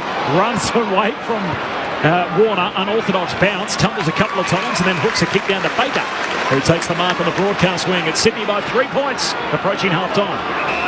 Tigers have managed 1-5 in this second quarter. Can they pinch one late here? Baker into the middle of the ground. McIntosh marks, sidesteps Papley, drives the kick inside 50. Lynch wrestling at the top of the square. Can't take the mark. Lafau trying to put the pressure on Lloyd. Hand pass to McDonald, rushes it through. Tigers fans at the punt road end, where the umpire know they thought there wasn't enough pressure there. Umpire says all clear. Swans by 2 points. I don't know the rules. We're allowed to do that inside the square. A little bit of pressure. Probably go down as a fumble though, wouldn't it? Yeah. Only 30,000 here last week. Richmond home game against Port Adelaide as Blakey, like a hit-guided missile, hits up Heaney, spills the mark. Good enough to follow up. And goes out wide to Mitchell, the first gamer. Much more in today, and obviously Sydney generally pull a crowd in this part of the world, given that South Melbourne heritage is a short kick on the outer side from Mitchell finds Roberts. Not too dissimilar. Roberts, a left footer, kicks inside 50. Yes. Fox! Robbie Fox with a superb one-on-one hanger. Up into the back of Nankervis. And a bit of skywalking for Robbie Fox. Well done. Yeah, back into the team. He's become an important player for them. No, he's so versatile, isn't he? Well, he was purely down back early, but let him try and kick his goal. Can he finish it off? Back from the calf complaint. The right foot of drop punt is there. Deserved that kind of finish. One-on-one hanger, and then dobs it from 50 to end the term. The first half comes to a close and Sydney go into the sheds with an 8-point lead. 7-5-47. Richmond 5-9-39. It's the Swans by 8 points, despite the fact Richmond led for the majority of that first half. Sydney with the last 5 goals of the game. And Robbie Fox with superb bit of individual prowess right on the stroke of half-time. Corbin Middlemass and Matt Clench, Lauren Borden on the boundary, Brett Delidio and Luke Ball. Easter Sunday footy on ABC Sport. That quarter in the end, 5 goals to 1. And Richmond doing themselves no favours. Their last 6 scoring shots have all been behinds. So at one stage, they were 5 goals 3. They're now 5 goals 9 at half-time. The goal kickers. We got 2 for Logan McDonald, 2 for Joel Amati, and then singles for Heaney, Blakey and Fox. Meanwhile, for Richmond, 1 each for Mansell, Bolton, Lynch, Lafau and Baker. Your thoughts in just a moment off the SMS, but first, the thoughts of our ABC Sport experts, Luke Ball and Brett Delidio. Well, they got their game up and going, didn't they, the Swans? And we thought they would. We thought that Horse would come out and give them just a little tune up there at quarter time. But it was just probably the lack of finish and polish from the Tigers that let them down a couple of times there. We always knew, and Sydney have been, to start this year, they've been really impressive. So they're always going to come. But it's been that Rowbottom who you spoke of, his ability to get down and dirty, get his hands on it, some really tough 50-50 balls. McInerney's given him that run on the outside. Blakey's getting his game up and had 9 touches that quarter, 8 of those kicks, with a couple of them bullets just straight up the middle of the ground, which opens it up. And then some class of Heaney from a forward 50 stoppage. That's the Swans that we probably thought were coming here to watch at the start of the day, Bally versus, it's taken them probably until 10 minutes into that second quarter to get their game up and really rolling. Yeah, absolutely. Yeah, I'm really impressed with the Tigers, and in a sense, you nailed it. So 1-6 to 5-4, inside 50 similar that quarter. Tigers' pressure's been really good. The Swans have invited it at times by overuse, but I think generally speaking that Richmond's pressure has really put the Swans under the pump a bit, and they haven't really been able to get the stuff, as you said, the stuff we've seen in the first 3 weeks. It hasn't really been flowing for them. It's just been persistence that quarter, and as the quarter went on, and it was a pretty sort of pretty frenetic sort of quarter, a bit of the class stood up, as you said, and that came to the fore. The Tigers weren't able to take the opportunities forward of the ball. So that'll please Longmire and the coaching staff, that they're certainly nowhere near their best. They're just chipping away, and they did, and things turned a bit. And you think that they've got another gear to go to in the second half. But if Richmond, you just love to see them, just keep that pressure up, keep that pressure dial up. They were able to force turnovers. Their clearance work's been really good, as we said. They're still in front there, along with their contest. It's just when the ball gets out, into transition, that's when the Swans, you feel like the longer this game goes on, they're just their class and their experience will tell. But you're really impressed with that half of footy from the Tigers. I think there's some upside there still for the Tigers. I think Jaden Short could get himself more into the game. Noel Bolter's hardly sided it down forward. Given a contest, but they're just, if they can start to clunk a few and get their confidence up, game starting to go, then that gives the mids and half backs more confidence going towards those players. But look, as you said, I think the Swans, their class stood out in the second half of that second quarter, and hence the reason why they're in front of this game at the moment. Not by much though. Just on Robbie Fox, I missed them. It was clearly, I should have called it the Flying Fox. That would have been if that moment had come to me just a fraction sooner. But a hell of a mark, and then goes back and dobs the goal. What a moment! It's huge for Robbie. Going about it the hard way too, in terms of mature age draftee out of Tassie. And his ability to play at both ends of the ground is someone.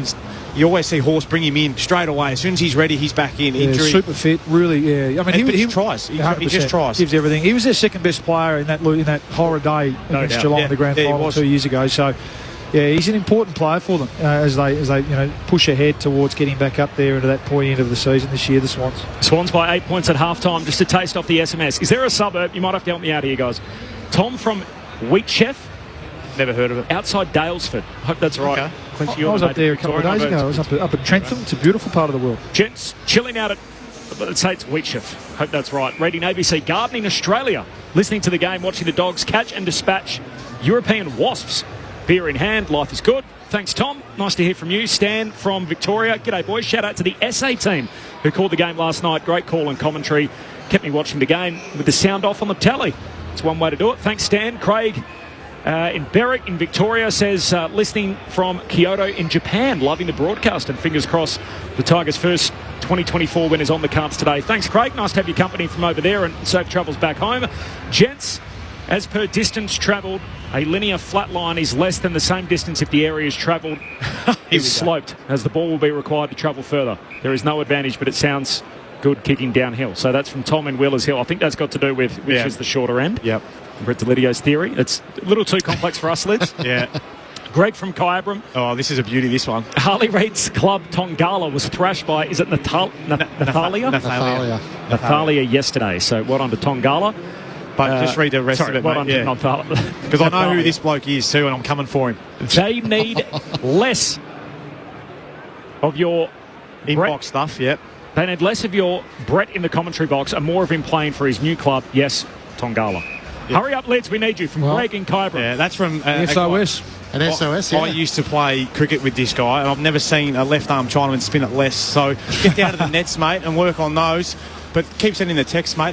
They give me a little smile. Fresh off an AFL 9's premiership the other day. So, let's get back there and pull the boots on. So that ABC Listen app is working beautifully, Liz. You're coming through loud and clear in Malaysia, loud and clear in Japan, and loud and clear... What was the other one? There was one other as well. Fiji. Oh, nice. It's Bill in Fiji listening to your coverage, anxious about the Swans.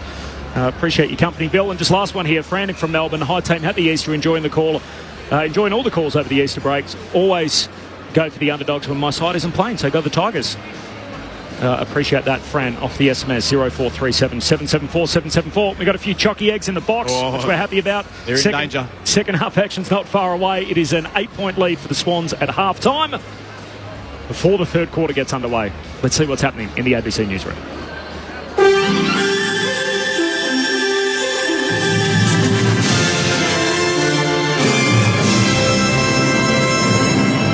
This is ABC News with David Rowlands.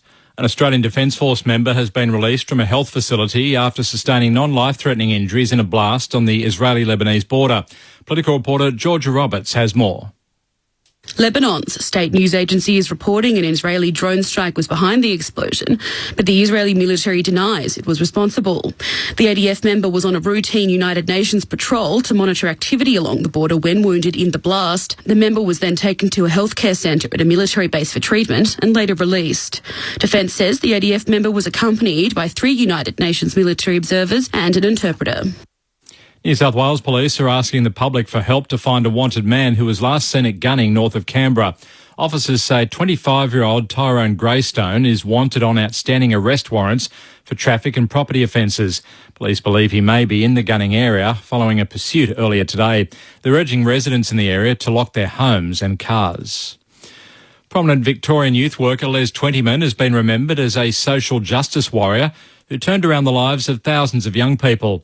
Yesterday, the Les Twentyman Foundation announced his death, saying his legacy of helping those in need will live long past his extraordinary life. He died aged 76.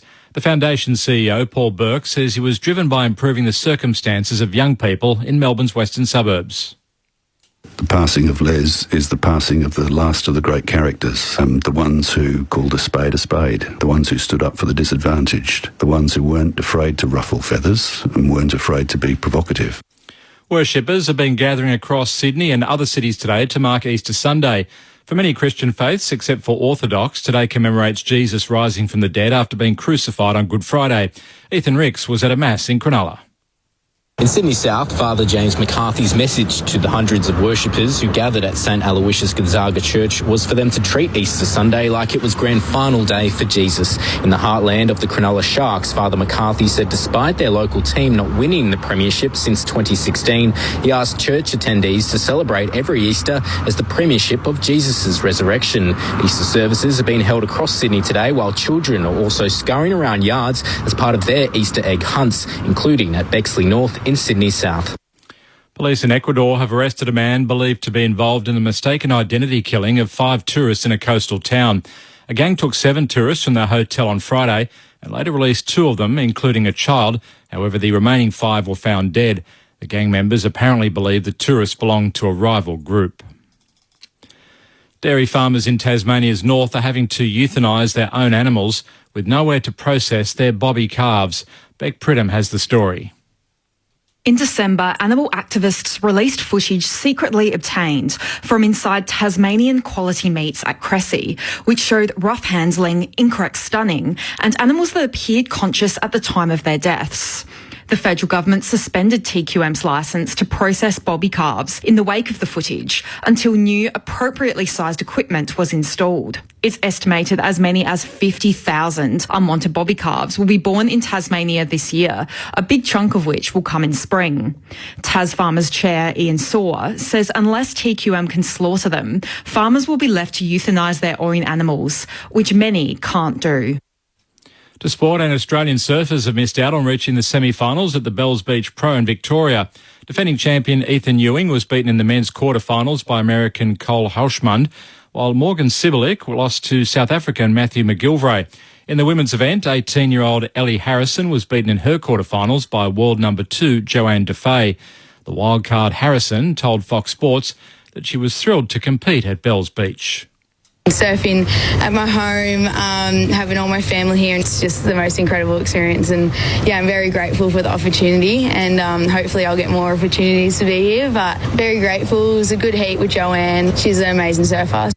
Australian boxer Tim Tszyu has suffered the first defeat of his professional career, going down by split decision to American Sebastian Fundora in Las Vegas. The 203-centimetre tall Fundora becomes the new WBO and WBC super middleweight world champion. 2 of the 3 judges awarded the fight to Fundora. That brings you up to date with the latest ABC News. For more at any time of the day, you can download the ABC Listen app or go to our website abc.net.au/news. It's the most magical time of the year, right? Footy season. This season you can get your footy live and ad-free on the ABC Listen app. Unbelievable. AFL, NRL, men's, women's. Whatever you fix, we've got you covered. Every goal, try, mark and tackle, called by ABC Sports expert commentary team. A wonderful goal! Game, set, bingo! 100% pure footy, live and ad-free on the ABC Listen app. This is ABC Sports coverage of the 2024 AFL season. Every match on the ABC Listen app. Look for the AFL button. Florent comes up it. Taranto, hand pass releases Baker to the punt road end. Kicks the first and the second turn. Just a little faint look to hand pass and thought, no, I'm going it alone. Snaps it through off the left peg. Only Florent looks up. Inside 50, pulls his kick. Blakey marks. Edge of the centre square. Imagine too far even for the Lizard, who veers out to his left. Sets fly. He might want to prove me wrong. And through it goes. There's a Lizard on the loose in the MCG. And Nick Blakey goes back. What an answer for the Swans. Pass to the running Campbell. Hand pass away to McInerney. Will brush aside the would-be tackle from Young. Hand pass to Campbell. Threads it forward. Great transition. McDonald finishes the work. That is Sydney at their best. One end to the other, and Logan McDonald kicks his second of the day. Robertson left footer kicks it. Oh, Fox! Robbie Fox with a superb one-on-one hanger. Up into the back of Mancurvis. A bit of skywalking for Robbie Fox. Can he finish it off? Back from the calf complaint. The right footed drop punt is there. Deserved that corner finish. One-on-one hanger, and then dumps it from 50 to end the turn. The 2024 AFL Premiership season.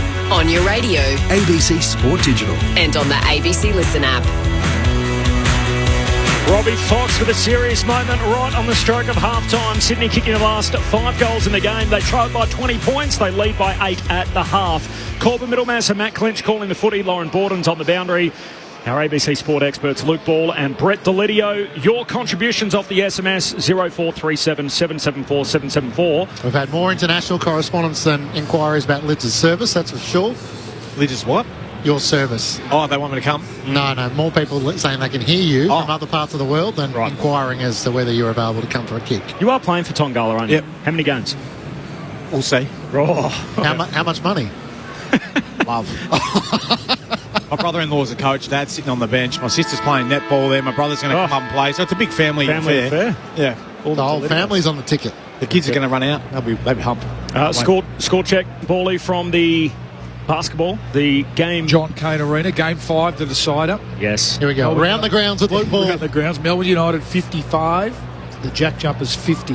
Yes. 4 minutes 40 to go in the third period. If you do want to listen to that, there is a call available. You can find it through the ABC Listen app.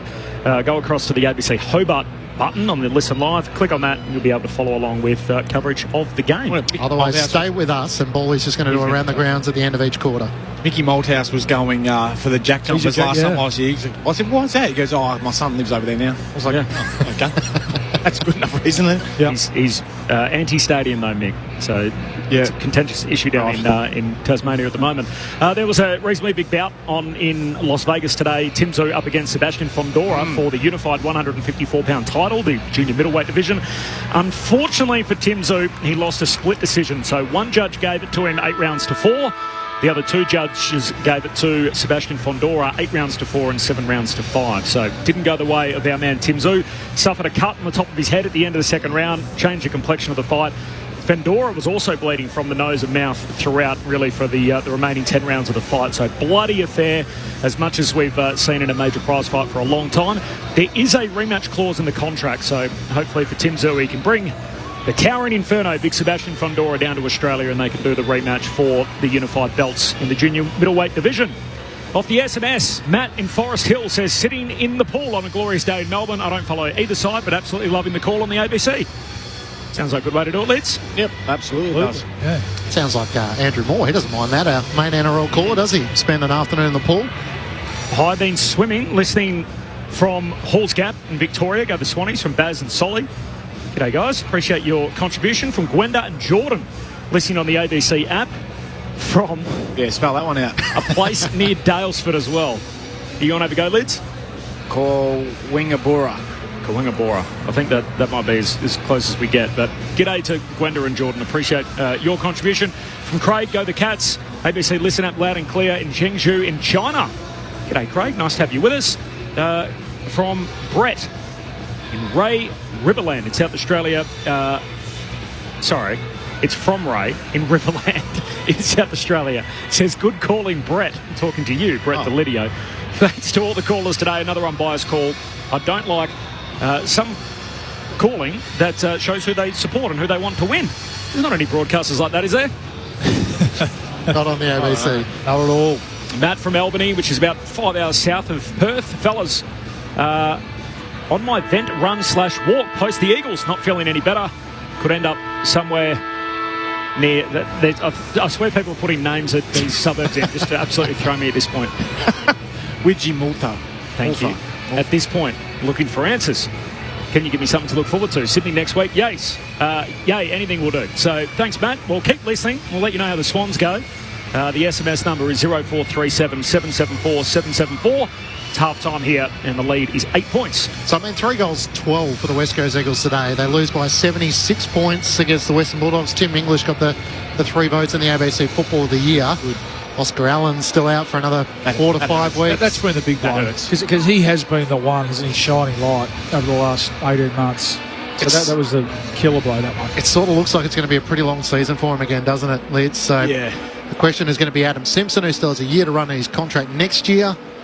Yeah, the hardest thing, I think, when you can see and coming into games, and I've certainly been there with the Tigers coming up against, the Saints when they were absolutely humming the Cats, and you just knew you were going to be up against it, is just to try and find the little wins, and that's what Adam Simpson will be trying to celebrate and get into his players, is to be like, well, what are we celebrating here today that gives us some joy? Because if you just look at the scoreboard, his hard work come turning up on a Monday. I'm not sure Harley Reid will be in any hurry to extend his contract, though. Yeah. He's there for 3, so, yeah, we'll find out. Hopefully they can turn around the next... Well, what you want to see, it's probably not going to sort of present on the scoreboard, is it, in the near future? But you just want to see the effort, like the young Tigers have brought today. I mean, even the reigning premiers have been off the ball, haven't they? They stripped it back this week. Thursday night, it was all about pressure, and you can see it. You can see it in terms of that real effort and intensity around the ball, and that's where, I mean, the Tigers, you sort of get the sense that they might, as this game goes on, that the experience and quality of the Swans might take over. But if the Tigers can bring that heat that they brought for that first half, they can at least make it really hard for the Swans here. Swans have made their sub. We'll go down to Lauren Borden in a moment. Into the second half we go. Nat Gervis and Grundy resume their battle. Spills down the way of Thompson down. Tackled by Rowbottom of the Swans. Warner tries to rip it away as Dow has another go at it. Can't clear the footy. Grundy shovels out a hand pass to Sydney. Marlon Pickett, though, back into the chaos. Ross gathers, giving up ground. Hand pass to Bolton. It's pinched by Campbell. Dodging and weaving for the Swans. At half back, away he goes. Hand pass out in front of Chad Warner. Trying to fend off the tackle from Shea Bolton.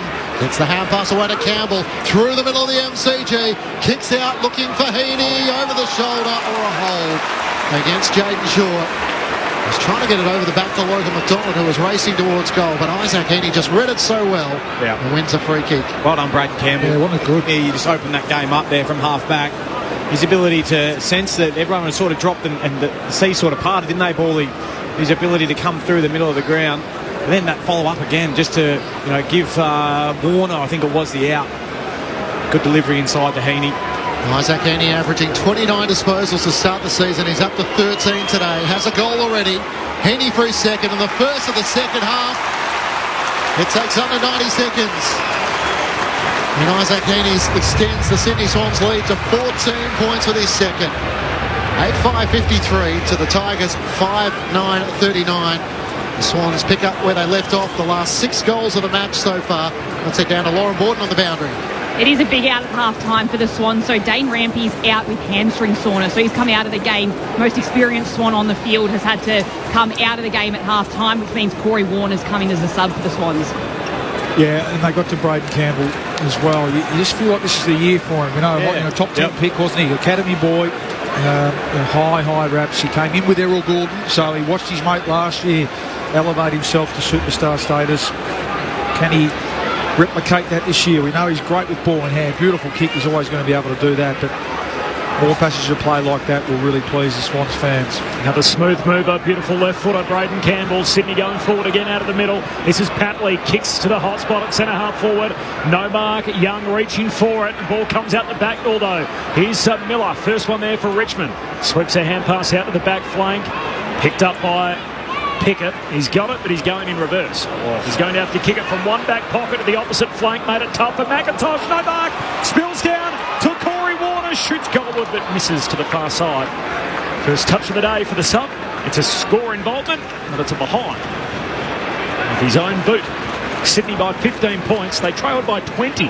It's been overwhelming from that point on. They've kicked the last 6 of the game unanswered. 3 minutes into the third quarter. Easter Sunday footy on ABC Sport. Corbin Middlemass and Matt Clinch. Brett Delidio, Luke Ball and Lauren Borden on the boundary. Short to Vlosten. Back to Vlosten. Short to Dan Rioli. His third involvement in the passage of players. He kicks up towards the wing. Noel Bolt to the target. In between 2 Swans. Can't take the mark. Swansea onto it. Hand pass away to Mansell at right half forward. Lynch is out the back. At the teeth of goal, he takes the mark. Millimetres out. Could have almost let it go despite the desperate work of Tom McCartan to try and get back. But Tom Lynch with a chance to go back and put through his second, and a much needed response for the Tigers. Good end-to-end footy, isn't it?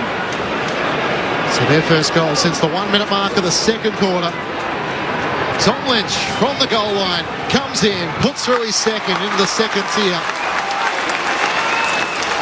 And a much-needed steadier for the Tigers, just as things are starting to creep out of control for the Sydney Swans. The margin back to 9 points Sydney's way. 8-6-54 to the Tigers, 6-9-45. 4 minutes gone, third term.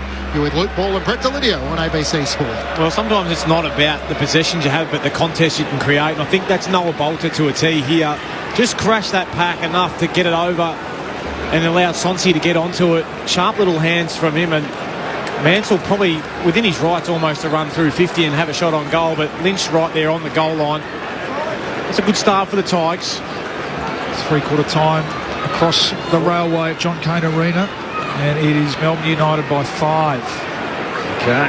Over the Jack Jumpers. Deciding game, so 1 quarter to decide it all, and a 2-possession lead for Melbourne United into the last. There is a call available through the ABC Listen app if you're hunting that. Back here at the G, with Sydney by 9 points, and as Clinchy said, Tom Lynch has answered the run for Richmond after they conceded 6 consecutive goals. Secondary ball up in the middle of the G after the goal. Grundy grabs it out of the ruck, kicks it to the southern wing, picked up though by Vlostone, gets a hand pass away to Broad. And the sunshine into the shadows, and then pokes the pass to Campbell. Had to reach for it, wasn't a good kick. Follows up, banks bodies with Rowbottom. Still no clean pick-up. Pickett is clean. Collects, gives it to Ross. Goes off his left peg, kicks inside 50. McInerney in the box seat, no mark. Falls to Lloyd. Sydney with it in the defensive 50. To Grundy. Hand pass away to Florent. To McInerney. Back to Florent. And they're away down the southern side. In a chain under the Shane Warne stand, but it comes undone as Seth Campbell wins it back for the Tigers. He was held when not in possession. A dumping tackle, actually, in the eyes of the umpire, which will return the ball to the young Tasmanian. 19 years of age, playing in his 4th game. He's showed he's got a fair bit of speed about him as well. He's a nice kick too. Takes the free kick in the aqua blue boots and kicks up towards Tom Lynch. He takes the mark. Out on the lead, arms outstretched. He marks right on 50. Out to the left, and this is well and truly within range. I'm not sure about some of the interpretation implications of this dumping tackle, Paulie? I know we want to get out of our game, but surely he's still able to lay a big tackle without hurting an opponent. I don't think Seth Campbell was hurt there, but he had to stop the play and bring it back. Great jukes from big Tommy Lynch, though. He's really starting to come back into some form, isn't he? His confidence is growing, as are Richmond fans with his return. He comes in from 55, liked at the moment off the boot. Tom with his third. Lynch with back-to-back goals, and he is sparking the Tigers fight back. Sydney by 3 points. 8-6-54 to Richmond 7-9-51. And the question around whether the Tigers' golden era is over, a lot of that Tom Lynch can play a significant part in it. Yeah, he's looked sharp, hasn't he? Right from the first quarter when he launched at that first ball and clunked it, really strong hands. And he's the sort of player who just needs to keep playing, doesn't he? His movement gets better and better. We know that that's been such a strength of his over his terrific career. And good response. As you can see, isn't Rampy going out? All of a sudden that player, an experienced player back there who does come across and help out a lot, helps out McCartan, helps out Melican, not out there anymore. Might be an opportunity there for the Tigers. He played a lot in front of him, Tom McCartan, in the first quarter. I reckon the message would have come to him at quarter time. Averages the fewest goals per game against any team, Tom Lynch, against Sydney than he does any club in the competition. He's got 3 today. 1.4 is his average against Sydney. He's well and truly above that. He's doubled it already. Still can't get it out of the centre circle. Eventually Heaney does. Releases a hand pass to Corey Warner. Gives it to Gordon. Comes back to him a little too hot. Rowbottom recovers it. Hand pass off his knees to Gordon. His hand pass picked off. Gee, it's tough stringing possessions together at the moment. Dow, hand pass away towards Campbell. He goes short to Jaden, who takes the mark. Forward of the logo, southern wing. Pucks Richmond deep inside the forward 50. Tom the target again. No mark. Hits the deck. Lloyd, hand pass to Campbell. Caught by Morris Rioli. Tackled up, says holding the ball. Free kick for Morris.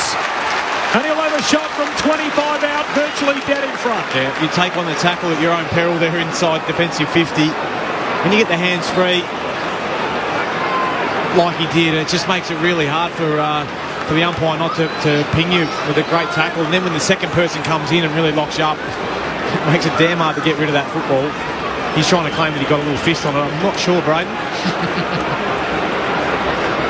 His father wore these 2 jumpers. The South Melbourne jumper also worn by South Fremantle in the WAFL, where his dad made his name. Here's Morris Rioli. The go-ahead kick. He misses out to the right. Gee, it was dead in front. He should have buried that. Behind, and Sydney still lead by 2 points. 9 gone in the third term. Richmond on a bit of a run. Oh, Blakey bit off more than he can handle. Turns it over to Thompson Dow, who kicks short and finds Baker. A thumbs up from the small forward Tiger. And Nick Blakey, who normally makes that look so easy, but on that occasion just tried to change his mind at the last moment. Completely missed the target. Yeah, that was the old look-away kick. I know his boot is lethal, but sometimes you just got to play the percentages, especially from defensive 20, Paulie. Liam Baker, having been involved in plenty of the action this afternoon, a goal already from 50. He makes no mistake, and the Tigers are back in front. The MCG roars as the Richmond fans at the other end, the Punt Road end, are waving their flags. The Tigers are showing plenty of fighting spirit this afternoon, and they lead by 4 points, 8-10-58 to Sydney, 8-6-54. Liam Baker with his second at the 10-minute mark of the third term. Yeah, I mean, you probably take the good with the bad a little bit with Nick Blakey, don't you? We ordered him. I mean, slow start, made a few blues early. His second quarter was superb and really set the Swans alight and created a lot of scoring opportunities. So, I guess in a way, players like that might be, you look at the coach's box there at the Swans, certainly some concerned and frustrated looks, but again, just the pressure from Richmond. They're just keeping them in the game here, and both players good enough to go back and kick goals from 50 in this third quarter. So back in front. 3 in a row for the Tigers. First time they've done that today. Back in the middle, Warner. That's Chad, tackled, dispossessed, but his teammate Papley grabs the footy. Hand pass back to Chad Warner. Takes on Bolton. Kicks inside 50, and a good intercept mark for Austin. At fullback for Richmond. The last bit of sunlight breaking through at the Punt Road end. He kicks out wide and finds Jaden Short. The best and fairest winner in that premiership year looks for McIntosh, slides off his fingertips, fights Lloyd in. Hand pass away to Jordan. High half forward, kicks for Amadi. He's got a couple to beat. Miller knocks it away, close to the boundary line. Stays alive for the time being. Tackled is Fox, dispossessed. Ball rolls out of bounds. Throw in, left forward pocket for the Swans. Richmond by 4 points. We've had our second lead change in this third quarter. Richmond with the last 3 goals in the game. They lead it by 4 points. 4 lead changes for the match after the Tigers led by 14 points at quarter time. Thrown back in off McLean and Nankervis. Baker throws himself in there. He's locked up by Jordan. And the umpire will ball it up. 40 metres out from the Sydney goal at the punt road end. Hit his head pretty hard there, Baker on the deck. Yeah, tough little bugger though. It's a hard head, isn't it? Yeah. Bounces back to his feet as the umpire throws the ball off. Nankervis wins it down. Goulden's onto it. Flying shot on goal. Getting back Nick Lostone. Takes the mark up against the left goal post. He's working hard, Errol Goulden. It just hasn't happened for him today. Made a few kicking mistakes early and just a few ball handling mistakes as well. Lost him as wide as he could, looking for Campbell. He was just in the field of play. Spoils it down. Now Pickett has to try and get rid of it. It's Mitchell who's taken over the boundary line by Morris Rioli Jr. and a throw in out right half forward for the Swans. Richmond by 4 points, 8-10-58. Sydney 8-6-54. 12 minutes go on third term on ABC Sport. Boundary throw in, southern wing. Nankervis palms it down through the stoppage, goes down. Hand pass away to Dan Rioli, to Brown, middle of the G. Hand pass back to Dan Rioli. He's locked up in the tackle from Chad Warner and a ball up. Corbin Middlemass and Matt Clinch calling the footy. Lauren Borden on the boundary. Brett Delidio and Luke Ball, our ABC Sport experts. It's Richmond by 4. Things starting to heat up at the G as Nankervis palms it down to Baker. High up and under. Inside the middle of the ground. Took a nice bounce for Morris Rioli. Hand pass to Taranto. Kicks for Lafau. And McKelty Lafau takes the mark at left half forward for Richmond. We had one off the SMS too, enjoying the call from just north of Wellington in New Zealand. Huge congrats to McKelty Lafau on his first AFL goal from Rob. Oh well, good timing. Might be number 2 here. Just a bit of luck it now going the Tigers' way. Ball bouncing straight into Rioli's hands and Taranto, who's just keeps working and working. What's he up to now? High teens, I think. McKelty Lafau from the 50. Kia ora. Welcome to AFL footy for the Kiwi McKelty Lafau. He's got a couple in his second game. Richmond extend their lead to 10 points. 9-10-64, Sydney 8-6-54. 13 and a half gone in the third term. ABC Sport, Brett Delidio and Luke Ball. Well, you don't kick 25 goals in a game without knowing your way around the forward 50, do you? But you spoke of Timmy Taranto. He just continues to get the job done, doesn't he? Up to 22 now, 7 of those contested, 4 clearances, 8 score involvements. The knock on Timmy has been about his kicking. There's nothing wrong with that little entry inside forward 50. Right into the space of McKelty Lafau, allowed him to run onto that. A beautiful finish from the big fella. That was from just on the 50 arc, knocked it through, no worries at all. Amazing response this after Isaac Heaney kicked the first goal. They've kicked 4 in a row here, the Tigers. All of a sudden the Swans desperately need one. 25-year-old Kiwi, 195 centimetres. He's a big frame as well. Now but to kick his second. Back in the middle of the ground. The Swans midfield need to respond. Grundy wins down the tap to Jordan. Hand pass to Papley. Kicks over the head of Corey Warner. And the mark is taken by Nick Glostone of the Tigers. Left half back. Spots Baker on the outer wing. Can't take the mark. Roberts makes the spoil. It lands in front of Bolter. He couldn't pick it up cleanly. And Grundy for Sydney. Hand pass to Heaney. Knocked on by Roberts. It might work. Over the top. Mitchell can't pick it up cleanly. He's under pressure from Dan Rioli. The umpire circles and will ball it up. Into the Shane Warne stand with 3/4 of the MCG now in shade. It's pressure again here. It's forcing errors. Hurried handballs, mistakes from the Swans. The Tigers kicked the last 4 in the game from the restart. Dan Rioli, hand pass to Pickett, spin move, evaded the tackle. Hand pass to Vlosten, middle of the G. Gives it to Baker, kicks straight down the pipe. Mansell can't mark, knocked away from him. Fox onto it. Hand pass to Goulden. Swings it out wide for the Swans. The kick out in front of Hayward. One bounce, Tom Brown collects. Hand pass back inboard to Jaden Short. Just chips it over the top, and Baker takes the mark, who's marshalled so much of it through the middle. Continues the advance for Richmond, kicks down to half forward, and Campbell marks. Slips on the boundary line. Richmond are surging here. They've kicked the last 4 in the game. That's not a good kick. Straight to Heaney, who takes the intercept mark in the back pocket. News through, by the way, from the match review officer, Marcus Windhager's been offered 1 match for his bump on Sam Durham. Yeah, called that match yesterday. Durham had to leave the field with a suspected collarbone injury, concussion as well. Papley around the members' side to Hayward. They're running in waves here.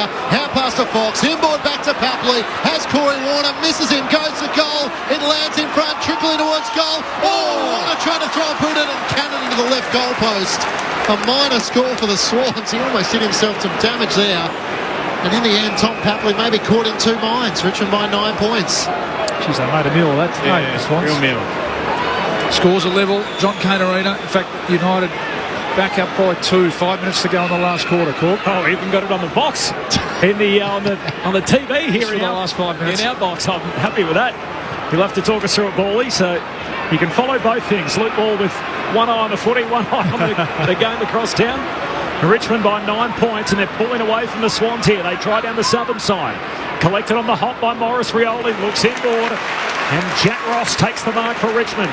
Turns, heads to Noah Bolter at full stretch. No mark. Falls to Goulden. Hand pass to Fox. Away to Florin. Sydney cut through the middle of the G. Hand pass to Jordan. To Grundy. Kicks out wide and finds Hayward. Tackles on. Sydney in transition. So dangerous in this spot. Looks inside the forward 50. Lands in front of Papley. Collects on the bounce. Shoots. Kicks it, hits the post. Look for all money, it was going in off the left peg, running to the boundary line in the left forward pocket. But a poster for Papley. Richmond by 8 points. Gee, this is a fun game. 17 and a half minutes into the third term. Easter Sunday footy on ABC Sport. Richmond by 8. Nick Flostone covers the sun from his eyes and kicks out towards Lafau. Can't take the mark. Milliken spoils it down. Kept in play by Marlon Pickett. Hand pass to Dan Rioli. To Ross. Over the top to Morris Rioli. Away the Tigers go around the southern side. Great vision into the middle of the ground. Spots up Bolter. Inside 50. Good pass. Good and the mark is taken by Mansell as the Tigers move it from fullback to centre half forward. Now Mansell's going to give it off. Short to Taranto. It's paid 15. Probably only gained about 10 metres, but Tim Taranto, a safe set of hands to have the footy in the hands of. Directly in front, 35 out. It was really good movement by the Tigers coming from the kick out from Boston, long and wide. There's a kick inside. It got to Morris Rioli. He was out in space, but he decided, I'm not just going to burn forward, change direction, come back in, opened up the whole ground for Noah Bolter. And that allowed Mansell just to get on the end of it. And then some loose checking again. They're just not quite on. Going back to that first quarter ball, the Swans. 2 goals, 4 so far this season for Tim Taranto. Directly in front to keep the good times rolling. Taranto puts through his first goal, and the Tigers have kicked the last 5 in the match. They open up a 14-point advantage at the 20-minute mark of the third term. Richmond 10-10-70 to Sydney 8-8-56 on ABC Sport. You're with Luke Ball and Brett Delidio. It's transition footy again, and all of a sudden they're making the Swans look a bit tired. There's a lot of hands on hips, hands on top of heads, and looking around, wondering whose man's that, who wasn't covering for me there. So there's some real concern here for the Swans team, just their ability to transition the ball. And it was Rioli who brought the ball back inside, plenty of space open through the corridor. It was Taranto who actually got the exit kick from Boston and then continued to work down the ground. That's why you get respect in the AFL. It's all through work rate, going both ways, not just one way downhill. You've got to be willing to go back the other way to help out your teammates as well. And he does that better than most mids. Completely inexplicable. We've had a run of 6 straight goals for the Swans and now 5 in a row for Richmond. Not as if there's a howling breeze or any other reason to speak of. Richmond, by the way, during the run that Sydney had, kicked 6 consecutive behind, so they didn't do themselves any favour during that period. It's the Tigers by 14. Secondary stoppage after the restart. Heaney grabs it down, jams it on the boot, kicks it forward. Hayward clever, soccers it the advantage of McLean. Under pressure, kicks a high up and under. At the drop is Dan Rioli, takes it, hand pass away towards Broad. He sends it down the southern boundary line. Pickett flies for it, no mark, it's out of play. Score check. Grand final, game 5, deciding game. Jack Jumpers up by 4, 77-73, 77-75 now, 2 minutes to go. Luke Ball, around the grounds and expert comments. ABC Sport, this is Easter Sunday footy. Richmond by 14, time on third term. Can't wait to see how he calls the foul shots if it goes down to the death. Baker kicks the Tigers up towards half forward, dropping the mark Milliken. Shea Bolton onto it. Grease Lightning at right half forward, kicks towards a vacant goal mouth. It bounces end over end. Getting back, Blakey rushes it through for a minor score. And the Tigers' lead is 15 points at the 21-minute mark of the third term. Sydney led this game by 15 points early in the quarter. So I'm no maths major, but I'll make that a 30-point swing. They've gone from 15 down to 15 in front. 21 minutes played in the third. As Blakey comes wide, finds Jordan. Left half back goes the short kick to Heaney. I know your messages are flooding through as well. I'll get to a few of those at three-quarter time. Short kick back inboard to Roberts. Some pronunciation in there for us too, Corb, to help us out. Danny's just clarifying the suburb we mentioned earlier, which is called Winjibora, is the name we're looking for. It's a town as well, by the way, not just a suburb. From Danny, thank you. 0437 774 774. Short kicking game from the Swans. Heaney to Fox. Standing in front of the Swans bench. His team down by 15. Kicks to half forward. Big grab, Hayward. Well, so good overhead. Marks right on the 50. No real impact today, Will Hayward. I'm just looking down at the Swans team and who needs to lift here. And Heaney had the ball in his hands there. Warner involved. But Will Hayward, what's this? This is his first possession for the quarter, is it? Oh, he's had 3 for the game. Yep. He's going to arc out to his right, looking for the extra distance. He kicks a cannon, but it's just off target.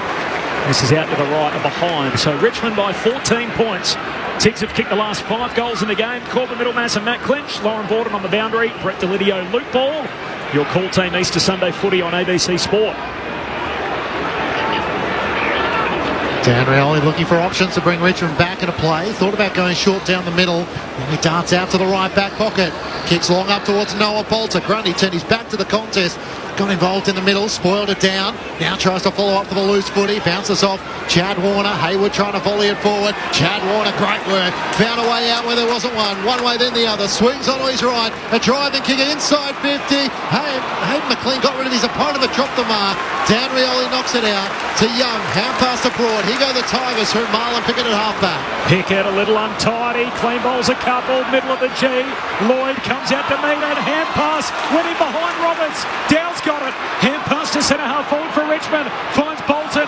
Hand pass sloppy. Left Ross with a bit to do. Campbell comes down with him.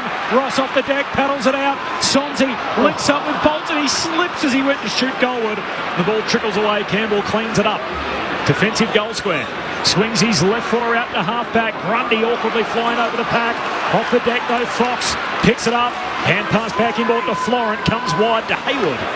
He gathers on the bounce in front of the 2 benches. Corralled by Young. Kicks into the middle over the head of Fox. Slapped away by Miller. Sliding in McInerney. Gathers with great tackle. Dan Rioli.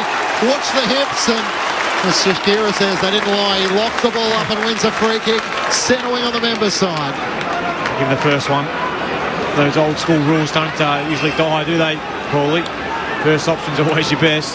Tried to sidestep McInerney with the hand pass, but Dan Rioli got him flush. Works it back to Brown, who marks it right half back. Richmond by 14 points. At the 24-minute mark of the third term. Beautiful pass to Jaden Short. Centre wing on the members' side. Tom Lynch moving back towards the top of the goal square as he comes inboard to Baker. Now towards Lynch. McLean getting back, but McCartan's able to take the mark. 15 metres out from his defensive goal. Richmond by 14 points. Just repeating that news from the MRO. So Windhager offered a 1-match sanction for his bump on Durham. Seb Ross has got off though for the tackle, which ultimately sent Durham from the ground at three-quarter time. But I think it'll be sort of one for the Saints to try and argue as to how and when the injury occurred after Durham was clipped high from that bump from Windhager, which the league didn't like. Meanwhile, Trent Rivers has been offered a rough conduct charge, a fine, after his contact with Connor Rosie. Swans move it down the wing. Chad Warner, dangerous, turns it straight over to his opposite number.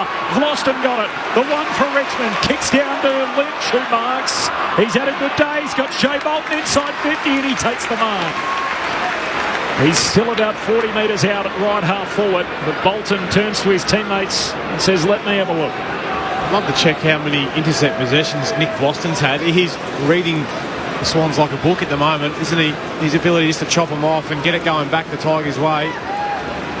Poor kick, wasn't it? Chad Warner that time. So just slow and easy to read. Good transition footy from the Tigers. What a quarter it's been for Richmond. Looking for their first win under Adam Uze. Shea Bolton starts it out right, leaves it there. In the end, he's lucky to sneak in behind. What's happening, Bally, in the basketball, deciding game 5? Oh, Jack Jumpers, 83-78. 20 seconds to go. Need a free. No. Oh, no, she's over. Game over. Wow. The Ants are going to win it. What a series it's turned out to be. So Tasmania about to claim a bit of national silverware. Blakey long towards half-back, but Nick Boston takes the mark for the Tigers. Boston looks up inside 50 of the City end. Noah Bolter comes out of the lead. Can't take it on the second bite. Under pressure, Sydney all of a sudden. Roberts' hand pass. Blakey had it, lost it. Not holding the ball as Bolter laid the tackle. Braden Campbell with a hand pass away to Heaney. Switches it towards the back pocket. Jordan Harris spoiled away. The Swansea came rushing in to make the spoil. The Tigers fans thought there might have been a free kick for holding the ball that wasn't paid. Let us see a replay of that. Did he get a foot to it? He looked gone for all the money there, Nick Blakey. Back heel, didn't he? It looked like. I think that's it. Yeah. Forward 50 stoppage for Richmond. They all miss it. Bounces through to Golden. He just chucks it on the boot. He says, get it out of here. Up to the wing. Broad underneath it. Amati forced to spoil. Ball hits the deck. McDonald knocks it out. Heaney leaves it behind. Brown clever. Paddles it away to Ross. Richmond back on the footy. Hand pass away to Miller. Short kick inboard. Finds Dow. The younger brother of Paddy Dow. This is Thompson. As he kicks out wide. Finds Pickett. Marks it high half forward. We're inside the final minute before three-quarter time.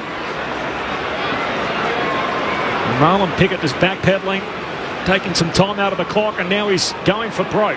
To the top of the goal square. Punched away by Nick Blakey, and it's through for a rush behind. It is Richmond by 16 points, 28 gone in the third term. It's been Richmond's quarter. Now, by the way, Chris Golding had 3 out of his backside. So now Tasmania have the ball. There's 4.7 seconds left. Oh, hang on. They lead by 2 points. But as we know, Clinch, in case you thought it was my first time watching basketball, 4.7 seconds is a lot of time. Roberts of the Swans kicks up towards half-back. Lloyd McDonald tries to knock it on. Jordan too slow. Run down by Marlon Pickett holding the ball. Wins the free kick, centre of the Shane Warne stand side. Great stuff. I mean, that's the theme of the quarter. After that first goal from Isaac Heaney, the Tigers' pressure has been outstanding. Pickett out to the right, kicks up towards half-forward. The siren sounds at three-quarter time. And Richmond chasing their first win under Adam Uze, the new coach, lead at three-quarter time by 16 points. Having lost last week to Port Adelaide by 30 points, a gallant effort against the Blues in which they lost by 5 points. 39-point losers against the Gold Coast Suns in opening round. The Tigers on the verge of what would be a massive upset, lead by 16 points at three-quarter time. 10-13, 73 to the Swans, 8-9, 57. So the Tigers in that third quarter booted 5 goals 4 to Sydney's 1 goal 4 after Sydney led by 8 points at half-time. The goal kickers for the Tigers, 3 goals to Tom Lynch, 2 goals to Lafau and to Baker, individuals to Bolton and to Mansell. Meanwhile for the Swans, 2 goals to Isaac Heaney, 2 goals to Joel Amati, 2 goals to Logan McDonald, individuals to Blakey and to Fox. Luke Ball, full-time in the basketball. Better tip my mic on. I'll miss a big moment called the Tasmanian Jack Jumpers win the NBL Championship, 83-81. Come on, Paulie, describe the emotion. The Tassie team aren't jumping around. There's not tears from Melbourne United, but they're looking pretty... There's tears from Tassie. Yeah, tears from Matty Richardson and Jack Rewalt in the boxes next to him. You haven't seen 2 more passionate Taswegians than those two. Matty Dellavedova had a chance from half court to potentially win the game, but... just missed it. So there you go. It's been a pretty bonkers series, hasn't it? Series. The whole way through. I mean, Tassie in game 2 were down by 15, came back to win at home. Game 3, Jack McVeigh hit the half-court shot. That's the one they'll rue absolutely there. And then Melbourne United. And then Tasmania dropped game 4 at home when they were in a winning position. I think they were up 2 possessions and had the ball late in the piece in the final 2 minutes. Melbourne United push a game 5, and yet on United's home court, just out the back here from us at the MCG, the Tasmanian Jack Jumpers have been crowned national champions. So 83-81 21 full-time in the deciding game 5. The Jack Jumpers win it all. There you go. Scott Roth with a bit more emotion, the Tassie coach, and they've got a live side there. Looks like a fair atmosphere there. So bring on Tassie footy for the AFL in 2028. Richmond have kicked the last 5 of the game here. We got a big final quarter coming up. The thoughts of Brett Delidio and Luke Ball next. Easter Sunday footy on ABC Sport. Do you often feel overwhelmed by the daily news cycle? Too many headlines with too little context? Well, join me, Sam Hawley, for ABC News Daily. You know, there's middlemen involved and you have to make sure that the farmers are getting a good deal. A podcast that walks you through one story per episode to help you with a deeper understanding of the issues affecting your world, all delivered in a comprehensive yet easy to digest 15 minutes. So join me for ABC News Daily. Hear it now on the ABC Listen app. This is ABC Sports coverage of the 2024 AFL season. Every match on the ABC Listen app. Look for the AFL button. Saltsy onto it, hand pass away to Mansell, right half forward, Lynch is out the back, at the 10th of goal, he takes the mark, millimetres out.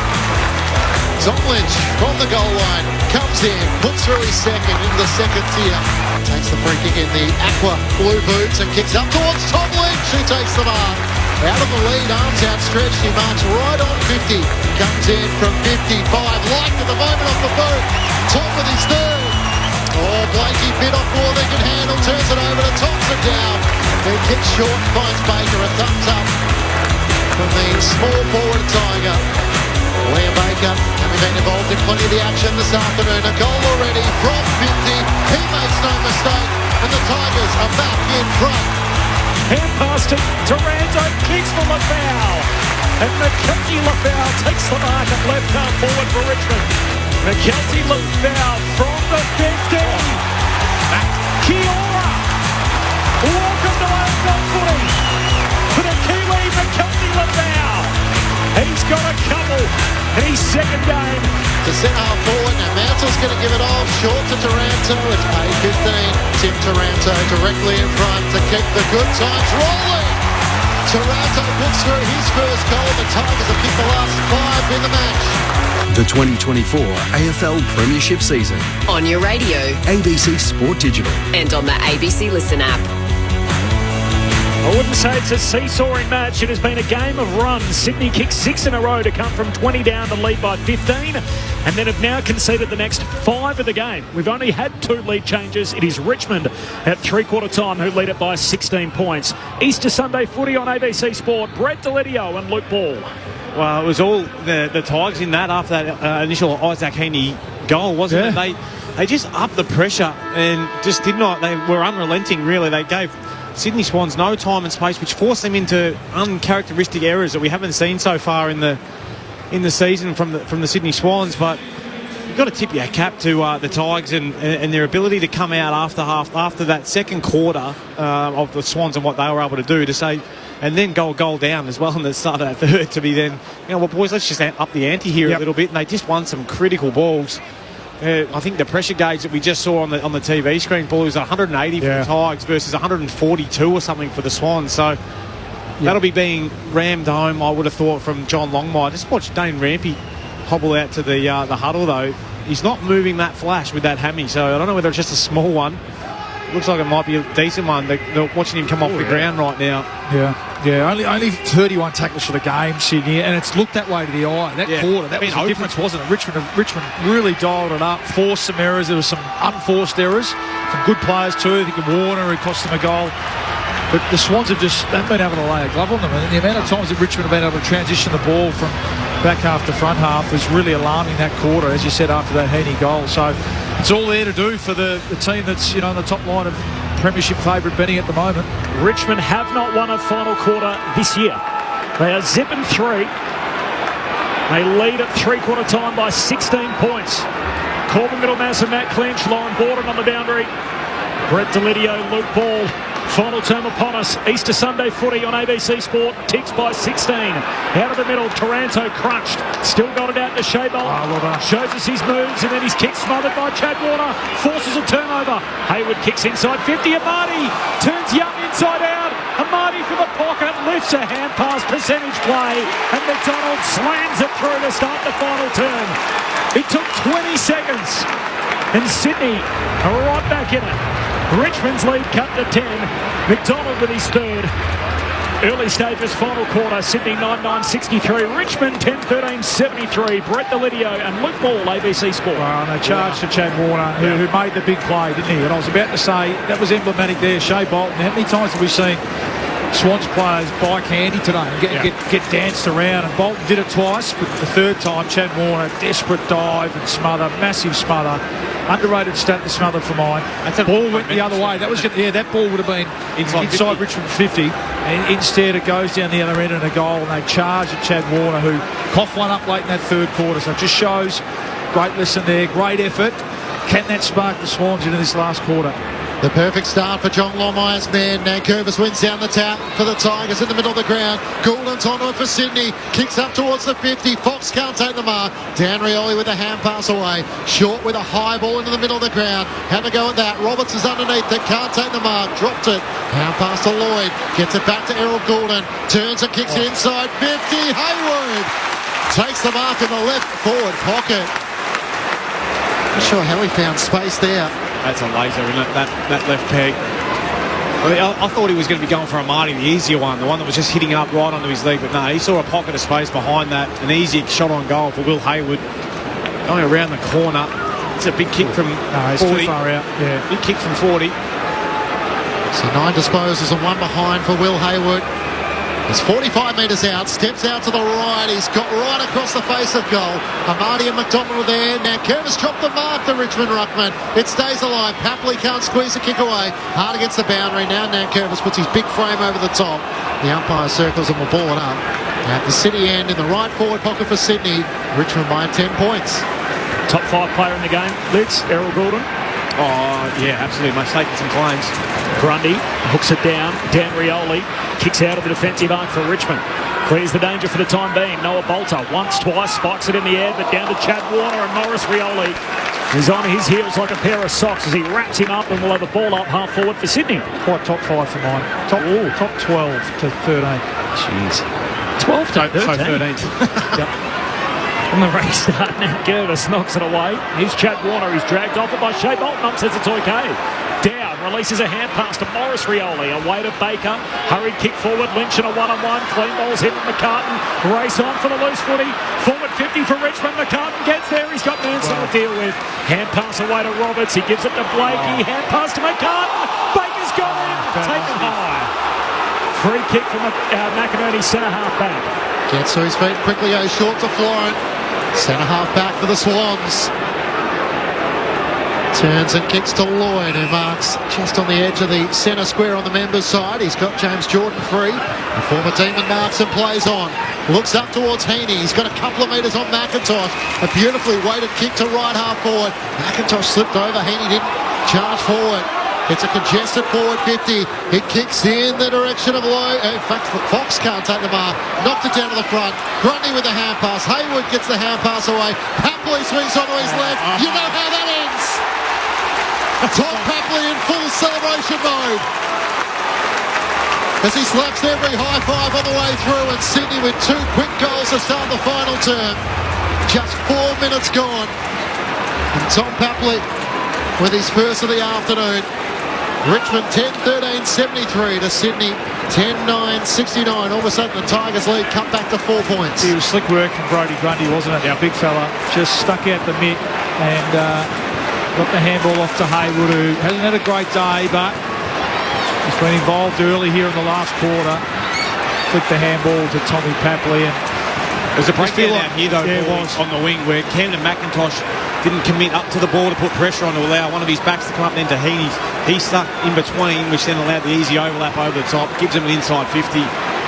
So that's the breakdown that probably cost you, another goal in the end. Well, it's a really good test for this young Richmond team, isn't it? Can they sustain it for another 20 minutes here? Sustain the pressure. 16 of the 20 goals in the match. Kick to the City end. Richmond coming home to the punt road end.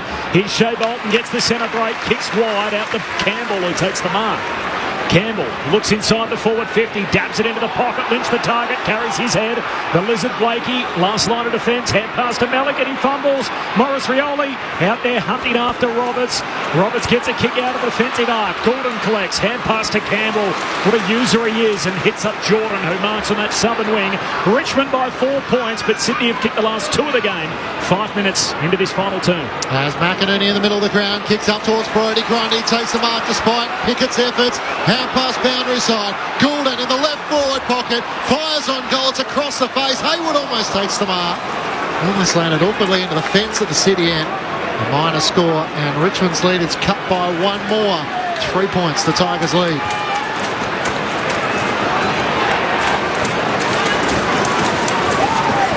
They're under siege at the moment, Richmond. Dan Rioli short to McIntosh. Need to turn the momentum. Richmond by 3. And the Swans are coming with a rush. Start of the final turn. McIntosh contest kick to the wing. Spills down to Nankervis. Kicks to Morris Rioli, who marks on the wing. The shadows lengthening across the ground. The floodlights aren't on, despite the fact we've had them on in broad daylight in the past. As he shakes a tackle from Chad Warner and turns it over Morris. Back in the corridor to Grundy. Sydney downhill. Hand pass to Papley. Finds Amati. Centre half forward for the Swans, and he'll have a look at the sticks from 50 out. Yeah, another costly little turnover just inside, trying to open the game up, which you can understand, but it was well read by Brodie Grundy.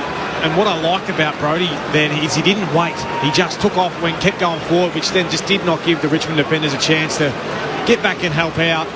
Good ball use inside. Can't blame Ben Miller for that one. Joel Amati skips in. Centre half forward kick is wild. Out to the left, out on the full. Missed everything. Richmond by 3 points. 10-13 to 10-10. Caught the middle mass of Matt Clench, Lauren Borden on the boundary, Brett Delidio and Luke Ball. Final quarter, Easter Sunday footy on ABC Sport. Nankervis long towards Lynch and Pickett. Neither can take the mark. Onto it, Braden Campbell gets the hand pass to Gordon. Sidesteps around Dow. Kicks out wide and Marty just can't get there. It's the right idea with he and Hayward leading out to the right forward pocket. The kick was just a little too wide. And a boundary throw in the left forward pocket for the Swans. It's all been one-way traffic in the opening 7 minutes of this final term. Inside 50s 10-3. It's from the throw in. It falls away of Errol Goulden once more. Kick misses Hayward. And the mark is taken by Nick Blostone for the Tigers. Right back pocket switches play. Works it out to Miller. He can go short to Young. Just a few hesitant moments, but the Tigers able to deal with them for the moment as Young around the boundary line to Dan Rioli. Speaking of the boundary, Lauren Borden. Liam Baker's just headed down into the rooms. He went down pretty casually, but the Dr. Hickey did follow him down there, and Sam Banks is warming up a little bit, but we'll wait and see at the moment. Thanks, Loz. So the Tigers sub still yet to be made. They swing the footy from one back flank to the other. Marlon Pickett marks, heads to a one-on-one. Campbell hands to it for Sydney, no mark. Jordan wins it for the Swans. Hand pass to Campbell and a short kick to McLean. He marks in the defensive half or kicks over the head of 2 Swans. In fights Tyler Young in. He's tackled, caught, holding the ball. Great bit of work. And the Swans win it back. It's Corey Warner. He saves Hayden McLean's backside there. Warner gives it to Big Brother. Chad loads up, goes long to the forward pocket, and he's missed the whole set. So they put 2 out of bounds on the full to start this final term. Sydney have kicked 2 goals. Richmond once led by 16. They now lead by only 3. 9 minutes into the final quarter. Easter Sunday footy on ABC Sport. Just getting a bit too excited, aren't they, going inside forward 50. Taking some big bombs. Yep. Stay composed. Find your targets. Find your forwards. Boston to Taranto, out to Marlon Pickett, works it up to Shea Bolton on the Shane stand side, back to Tim Taranto, kicks up towards half forward. Sydney have the numbers, Tom McCartan gathers, slick hand pass to Blakey, pulls his kick up towards Goulden, you heard it was spot on, he turns and kicks into the corridor, Logan McDonald marks, they're streaming forward, he looks up, where will he go? Decides to drive a kick as far as he can. Lafau came charging at him. Long towards Amati, the target. Worked underneath. Boston takes the mark. So reliable for Richmond. He kicks out in front of short. He races after it at left half back. Has to track back away from Mitchell. Hand pass to McIntosh. Locked up by Papley. Gets a hand pass clear. Turns it over. Rowbottom tries to tinker kick into the pocket. And Marty's flat-footed. He's out of gas. Gloston tries to charge through Papley. Hand pass to McIntosh for the Tigers. And now Wader Young out of defence. Hits up Tom Lynch. He marks, but there's not a lot up ahead. Has it on the wing. He's kicked 3. Big Tom Lynch gets around the man on the mark, heads out to Mansell. He marks it half forward. Bolton's on in the pocket. Got him. And Shea Bolton marks left forward pocket at the punt right end. Our audience throughout Tasmania who are back with us, the Jack Jumpers are NBL champions. You've joined at a good time as we're about to bring the curtain down on Sunday footy in round 3. And we got a game. It's Richmond by 3 points. Only 2 lead changes. Bolton from the pocket. Showtime. Shea bends it through. Richmond back out by 9 points. Ever so calm in the big time spot. Shea with a couple. Richmond by 9 points, hunting their first win under new coach Adam Uze. Bolton hits the bench. Lauren Borden is down there for us. Loz. It's good news for the Tigers too. Liam Baker's running on. His spine came up from the rooms. He was the first one to high-five Bolton as he ran off. And everyone now patting him on the back after that goal. Well, it was just gut running, wasn't it? From Mansell first. I like Mansell's game, Mitch. He's only had 14 times, but 6 scoring involvements too. He was going the option. Every time he's got it, he's kicked it to someone, and that was Bolton as well, who really put his head down. I watched him and ran really hard into the space there inside forward 50. So just one against the flow there for the Tigers, a much needed one because it did feel like the Swans were coming. 21 disposals, 2 goals, 1 and a goal assist for Shea Bolton, bringing his electric best to the MCG. In the middle of the ground, Grundy follows up his ruck work. Hand pass to Chad Warner, trying to duck out of the tackle from Ross. And the umpire says no prior opportunity. The ball up still in the middle of the MCG. Tossed aloft. Noel Bolter into the ruck against Grundy. Down to Heaney. Can't get a disposal away. Taranto over the top.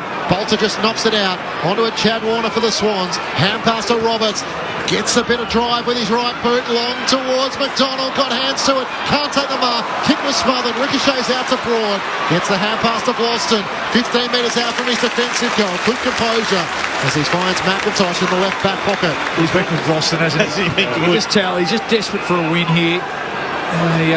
Desperate for their first win for the season. Undersized at time. He's just a star player in Floston. Clinchy called that smother, and a goal-saving one at that from Tom Brown. One of the new Tigers and the new faces we're learning a bit about in the young season. As Richmond work it up to the back flank. Pickett's with it. He goes short to Tom Brown, who takes the mark. Up against the boundary line, southern side. Long to Lynch in the pack, brings it down, no mark. Mansell at the drop, lays a tackle on McInerney. Somehow stands up with the footy. Mansell still fighting on. Jammed it on the boot. It rolls away to Campbell. Tight angle, right half forward. Campbell misses. To the near side, it would have been something special. And the Tasmanian right half forward, but not to be. Richmond by 10 points. They've turned some momentum here. Easter Sunday footy on ABC Sport. 13 gone, final term. Tigers by 10. Flying quickly into Lloyd, across half-back, taking a little bit too long, Lloyd, but just got it away in the nick of time. To Heaney, to McInerney, it's all under pressure. The Tigers are applying it, Baker left it behind. Over the top of the footy, Lefau tries to knock it out. Heaney has it go in the middle of the MCG.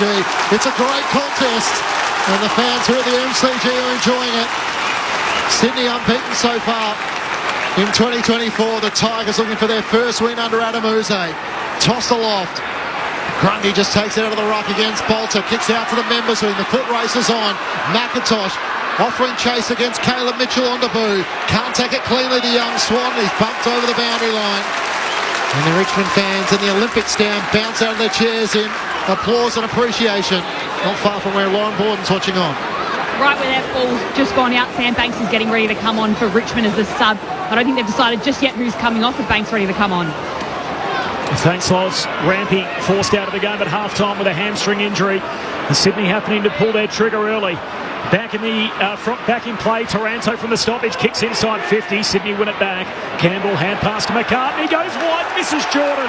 It rolls out of play and a boundary throw in half forward for Richmond. They'll get a forward 50 stoppage. They are booing. I'm not sure that was deliberate. It wasn't deliberate. It's been a tale of their whole day, though, the Swans. They've just missed kicks all day, all little handballs. 45,112, the roll-up at the G. Second of 2 games in Melbourne on Easter Sunday from the boundary throw-in.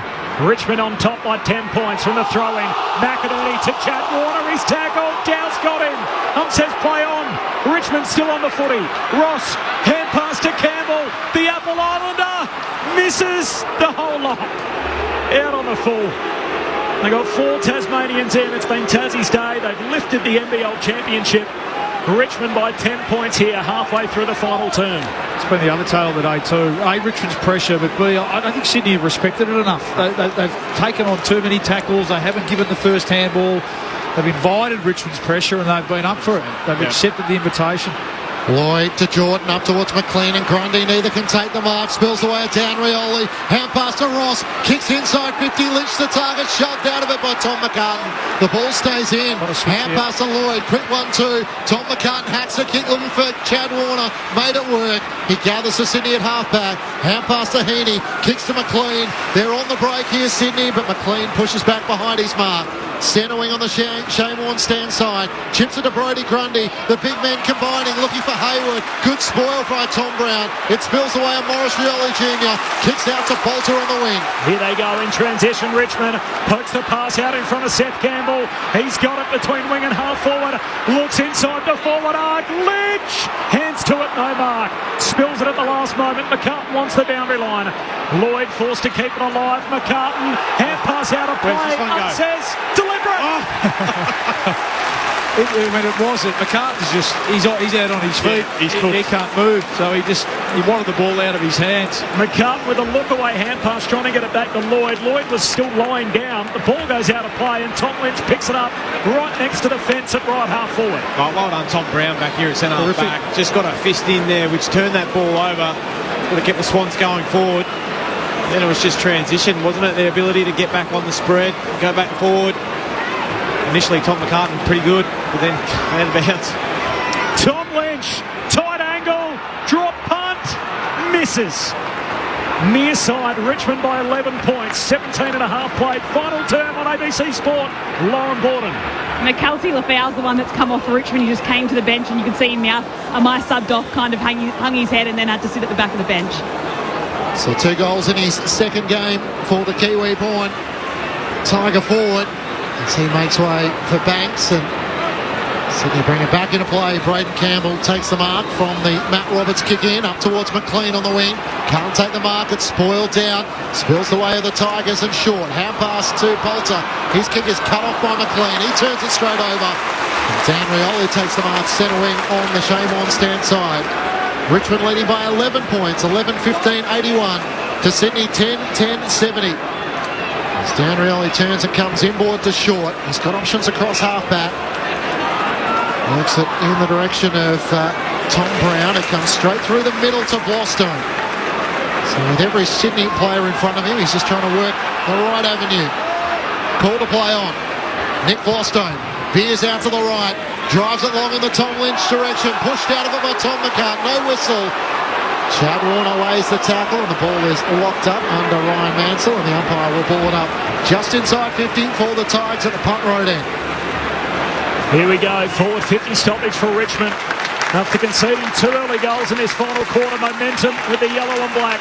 Grundy palms it down. Jordan clears the area. Banks the sub, fresh on the ground. Another one of the Tasmanians. He kicks inside the forward 50. Melican just puts his fist through it. Knocks it out of bounds. Or does he? Oh, Bolton trying to keep it alive. No whistle on the play. No, there is a boundary. I thought the umpire had his 2 hands up and said that's all clear, but he's saying no, that's a boundary throw-in. Bolton trying to throw it around the post, like Jack Higgins, and the ump said there's none of that, it's out of bounds. Throw in forward pocket for the Tigers. Can you speak up a little, Corby? I can't hear you over the Richmond fans. Thrown back in. Grundy tried to do it all himself. Can't clear the congestion. Heaney lunges forward, no free kick.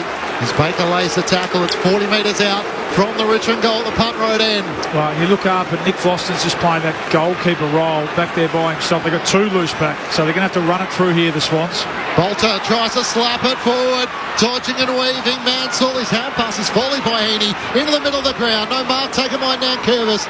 Down Rioli's hand pass, picked off by Jordan.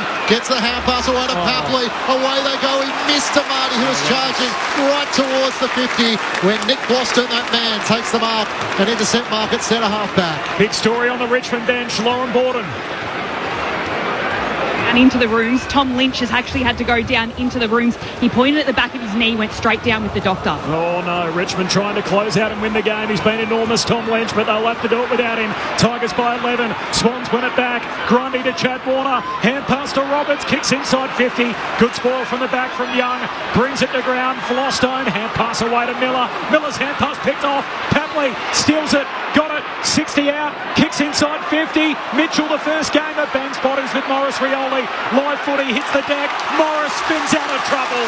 Hand pass to Taranto. Half back for Richmond. Sends it up towards Sonsi, who's outnumbered but battled well against Milliken. Morris Rioli Jr. came charging through. The free kick for a hold, and Milliken is going to take it. Middle of the MCG. Just got to think their way through it here, this one. Plenty of time left. Oh, Grundy's been big this quarter. Lloyd to Grundy, fends off Morris Rioli Jr. Hand pass to Florin at right half forward. Looks up inside 50. Amadi, McLean, they're all there. Spoiled away. Ross leads the foot race. Coulden after him. Pins the arm. Gets the hand pass away to Banks. A clearing kick for the Tigers. Up towards Noah Bolter. McCart made the spoil. Seth Campbell onto it. It's downhill. He kicks towards half forward. Banks is outnumbered 2-on-1. Good mark. Milliken not paid. Play on's the call. Charging him. Was that tackle over the shoulder? It was. And Thompson Dow will get the free kick directly in front, 48 metres out from goal. Fantastic stuff. And again, that's emblematic of the day. They just want, there's critical contests. They just wanted it more, the Tigers, whether getting a finger in, laying a tackle, getting a spoil in, getting the ball to ground there, and then following up. I reckon Shea Bolton just let Seth Campbell know, mate. If I'm running past, just a little, give me the pill. Just a little handball, mate. I'll do the rest. Elite pick up from the young bloke out there on the wing, but sizzled him, kicked it to a 1v2. Thompson Dow in his 21st game of footy has kicked one goal for his career. What a big kick this would be from directly in front. He's going to poke it to the top of the square, puts it towards Nankervis. Bolter flying through, can't take the mark. Roberts is there, Shea Bolton slides in, no whistle, it's chaos. Fox with a hand pass over the top. Nankervis, big tackle on Roberts. Trying to keep it alive is Taranto. He's pushed out a play in the right forward pocket. There's no room for the faint-hearted at the moment. It's desperation stakes. Final 4 minutes. Tom Lynch is off in the rooms, pointing to the back of his knee. The Tigers used their sub just before that. McKelty Lafau out of the game. Richmond by 11. Final 4 minutes. Forward 50 stoppage, but Sydney win it. McInerney kicks out of defence. Falling over Flostone. Through the middle, the debutant. Mitchell. Dan Rioli with the chase down tackle. Wins the footy for Richmond. Gives a 1-2. Rioli wide to Taranto. What a play from Dan Rioli. That just might be it. I mean, you feel for the young guy here. He looked up. He was waiting for Papley to get out. He had no one forward to the ball. That extra split second, Dan Rioli mowed him down. Taranto sends it inside 50. Grundy spoils it out of play. And a throw in half forward for Richmond. Tigers by 11 points. Still 3+ minutes on the game clock. Sydney need 2 goals. You feel like that was their best chance though, wasn't it? Yeah, with Floston now going back behind the ball. That was the one. Dan Rioli just superb. Just the 3 goals so far in this final term. From the throw in, it spills to the back of the pack. Fox slides in, left the footy behind. Gathered by Corey Warner. Dinks the kick up towards Mitchell. Hand pass inboard, it works. Chad Warner gathers, dodges one way, then the other. Kicks out in front of Gordon on the Shane Warne wing. Charging in is Miller for the Tigers. Hand pass away to Ross between wing and half forward. Good composure, kicks to Shea Bolton. He has it at right half forward. Takes a bounce, drives it inside 50. Bolter's there, it's 2-on-1. Racing after it, Sonsi can't get there. And Milliken did really well just to spoil it through for a minor score. Richmond by 12 points. Straight down the pipe, McInerney marks the kick out. Had to go. Still time for Sydney. Richmond by 2 goals neat. 24 and a half played final term. Finds Florent on the wing, kicks to centre half forward. Mark taken. It's Mitchell on debut. Caleb Mitchell turns, looks for Amadi deep in the pocket, can't mark. Goulden kicks it from 5 metres out. Swans still alive. And Errol Goulden, just when they needed him most, front and centre, pokes through the goal, and it gets tense again at the G. Richmond by 6 points, 2 minutes to play. The Tigers 11-6-82. Sydney moved to 11-10-76. Luke Ball, Brett Delidio, Easter Sunday footy on ABC Sport. That's just running power, isn't it? He hasn't had his best day, Errol Goulden. I mean, he's had 25 possessions. Not a lot of that, only at 60%, so certainly hasn't had a day where he's cut the opposition up by feet. But I've just watched in this quarter. He has just not stopped running. And when everyone else is out on their feet, the game's open right up there. The ball went from one end to the other. Errol Goulden ran down the fat side of the ground right to the goal line and earned himself a goal. Can the Tigers close this one out? 2 minutes, plenty of time. Tom Lynch off the ground. These two sides have only ever played in one draw before. Now Curvis in the middle of the ground trying to bust away from Grundy. Gets it to Ross. Hand pass picked off by Florent. Gives it to Heaney. Here go the Swans inside 50. One grab, not the second from Haywood. Happily trying to rip it clear from Boston. It spills to Corey Warner. A whistle and it's a Tigers free kick going the way of Nick Flostone. The ball was out, wasn't it, Corey Warner?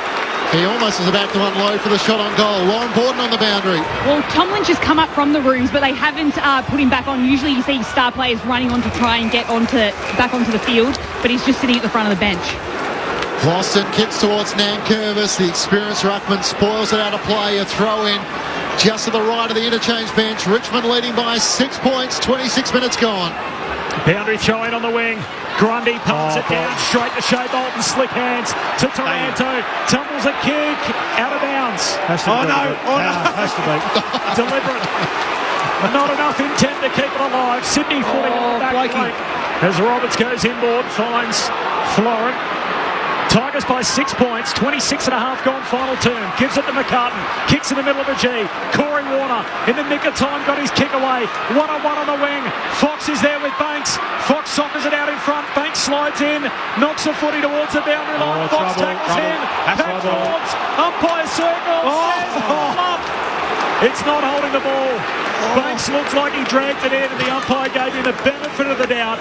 A ball up, 70 out from the Swans goal at left half forward. Richmond by 6. Bolter's gone back. 52 seconds left. Trying up, Grundy wins it down. Taranto's going nowhere, he holds it up. This is what you train all summer to try and execute in the final minute of the match. Nankervis and Grundy. Grundy looking for Goulden. Can't get it to him. Shea Bolton's in there through traffic. Hand pass turns it over. Rowbottom to Chad Warner. Driving kick inside 50. McInerney's outnumbered. It's through. Handy point. And a behind, which means Richmond lead by 5 points with 31 seconds to go. Just need to find a mark and it might be enough here. Swans need to find a player. Who's got it short? It's in good hands. Adam Uze at the controls. There's not much he can do now as Short pokes it in and Miller marks in the back pocket. Final 30 seconds on the game clock. McIntosh is on over here. Force a long kick. Richmond by 5 points. He goes long down the line, southern side. Swans need a mark. Grundy can't get one. Knocked away. Florent soccers it back to half forward for Sydney. Mansell jams it on the boot. Kicks up to the wing. Out in front of Shea Bolton. Richmond into the front half. Long kick. They're tearing downhill. It bounces in front of Morris Rioli. He slips over. Siren! After 3 losses, the Tigers rise again. They collect 2 eggs on Easter Sunday. 1 from their win column, 1 from the Swans' loss column. Richmond win the game by 5 points. Risking head and shin. If we're behind, then never mind. We'll fight and win away from Tigerland. We never weak until the final siren's gone. Like the tiger of old, we're strong and we're bold. For we're from Tigerland. We're from Tigerland. What a game of footy. Only 2 lead changes. Wild momentum swing. Sydney kicked 6 in a row either side of half-time. After trailing by 20, they led by as many as 15 early in the third. They trailed at three-quarter time by 16 points. Swans kicked the first 2 goals of the last, and then goal for goal to duke it out to the finish. Richmond hang on by 5 points. As easy as YZE. Adamuze coaches his first victory in charge of the Tigers. Richmond by 5 points. Fighting fury with Tigerland. In any weather you will see us with a grin, risking head and shin. If we're behind then never mind, we'll fight and win forever Tigerland. We never weak until the final siren's gone. Like the tiger of old, the strong and we're born forever Tiger. Yellow and black, forever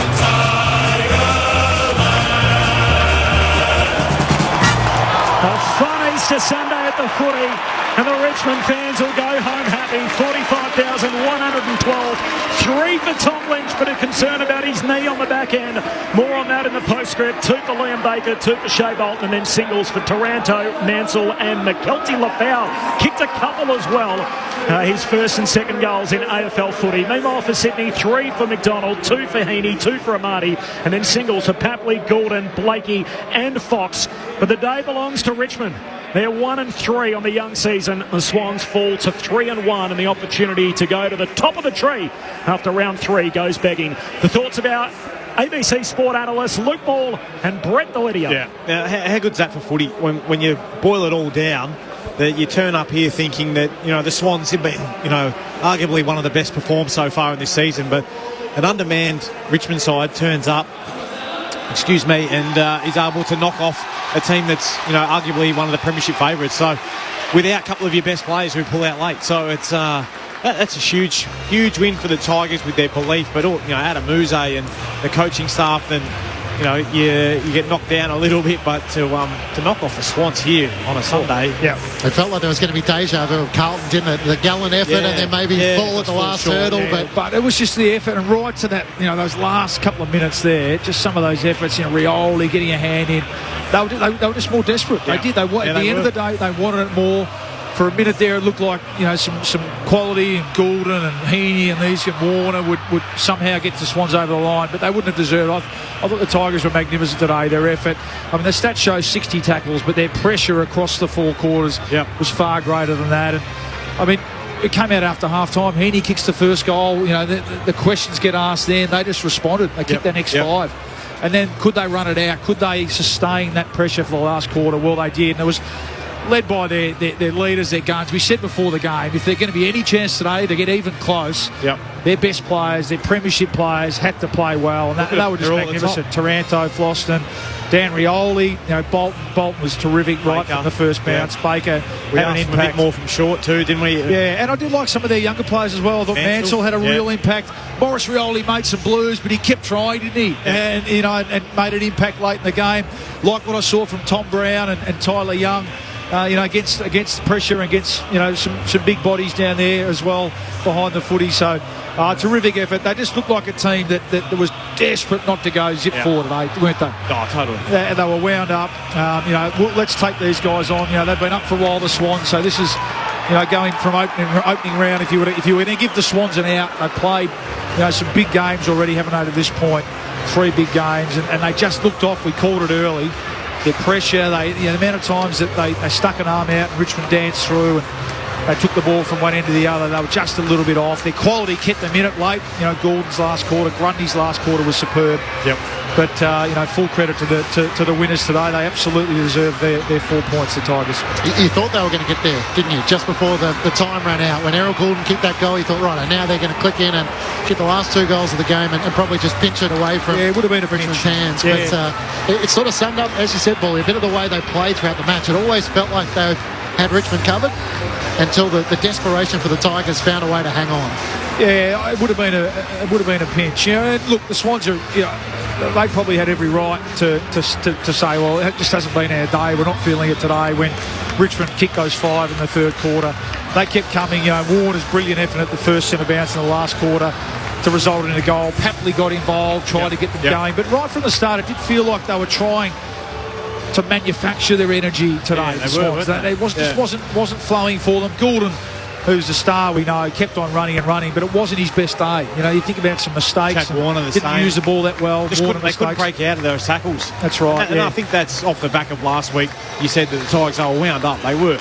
You know, there's a reason why those tackles were sticking. The pressure was immense. It's because of that, the wind-up from last week. And that's the competition we're in, and it's great, isn't it? I think no one would have picked the Tigers today, you know, especially Martin goes out, Grimes goes out. No one would have picked the Tigers, but it just shows if you can bring that effort and energy. And look, we know that with this young team, they're going to struggle to sustain that and bring it every week, isn't it? But if you can, and you can stick at it, on any given day, you can push and beat the best team. So a thoroughly deserved win for the Tigers today, and they should very much enjoy it. Richmond 11-16-82 defeated Sydney 11-11-77, a 5-point win for the Tigers, their first win under new coach Adam Uze. And there's nothing better, Lids, I'm sure, when a new coach takes over, just to be able to bed down some of the things that you're teaching and reinforce that they work than actually getting a result early on. I know they're in a different stage, but after 3 straight losses, he finally gets a chance to sing the song with the Tigers today. Yeah, huge for Ooze and the belief. You know, there's no doubt you've probably started to get some doubts in your own game style and game plan. And you say, well, am I really up to it? I'm just starting out here. I think back to my time when Dimmer first started, we were zipping 9, and no doubt he had some real doubts, you know, and some hidings in that to boot, you know. But you rat for, you know, a new coach getting his first win and the belief, but without your stars, you know, I think that's the absolute key of it. You know, your best players aren't there, so the key will be is for when those stars do come back in is to let's get the same buy-in, you know, let's get that same pressure, manic pressure, tackle chase. Keep the opposition guessing as to what's coming at them. Talk about nourishment, don't they? Yeah. They just need that nourishment of a win sometimes. You're working your backside off. You're winning quarters against good teams. You know, last week they were okay, weren't they, in patches against Port Adelaide, but you just need to sing the song. You need that nourishment of reward for effort and hard work, and they get that today. Well, mentioned as part of the pre-game, last week they only laid 32 tackles against Port Adelaide. It was their lowest pressure rating since 2015. They've laid 59 tackles today. And a lot of them sort of early in the piece. I think their tackle count was already over 50 early in that final term. So what a day for the Tigers. Lauren Borden is in the winners' rooms. I saw her on our monitors a short time ago when Adam Uze walked in. The Tigers are about to join her down there in the rooms. Richmond by 5 points. They hang on to beat Sydney. There were only 2 lead changes in the game. Richmond led by 20 points early in the second term. Sydney then kicked 6 consecutive goals to lead by 15 points early in the third quarter. And then a run from Richmond. They kicked the next 5 goals of the game. And they had to hang on in the finish after Sydney kicked the first 2 of the last. It's Richmond by 5 points, full-time, into the winners' rooms with Lauren Borden. The Tigers are on their way in, Loz. They're on their way in, and all the friends have flooded in. They'll start their claps now. There are a few sighs of relief as people walked in, plenty of smiles. It was so good to see the smile on Adam Uze. All the snappers are trying to get shots of him smiling as well right now. He's already been told he's got some media commitments afterwards, so the job never stops. But it's good to see Adam Uze with a grin on his face after his first win as Tigers coach. Dustin Martin's around here, Dion Prestia, everyone's around here just smiling around and grouping around just outside the players' circle, though I don't think they'll be joining in. I don't think it'll be one of those giant circles you sometimes see, but it's pretty loud in here for their first win of the season. Adam Uze has come from around the little shielding they've got here to jump in the circle. There's obviously a few players who haven't had a win. Water's going everywhere, everyone's jumping around. I think they're about to sing. They're a bit dishevelled, but they're getting into a circle now, and now they're ready.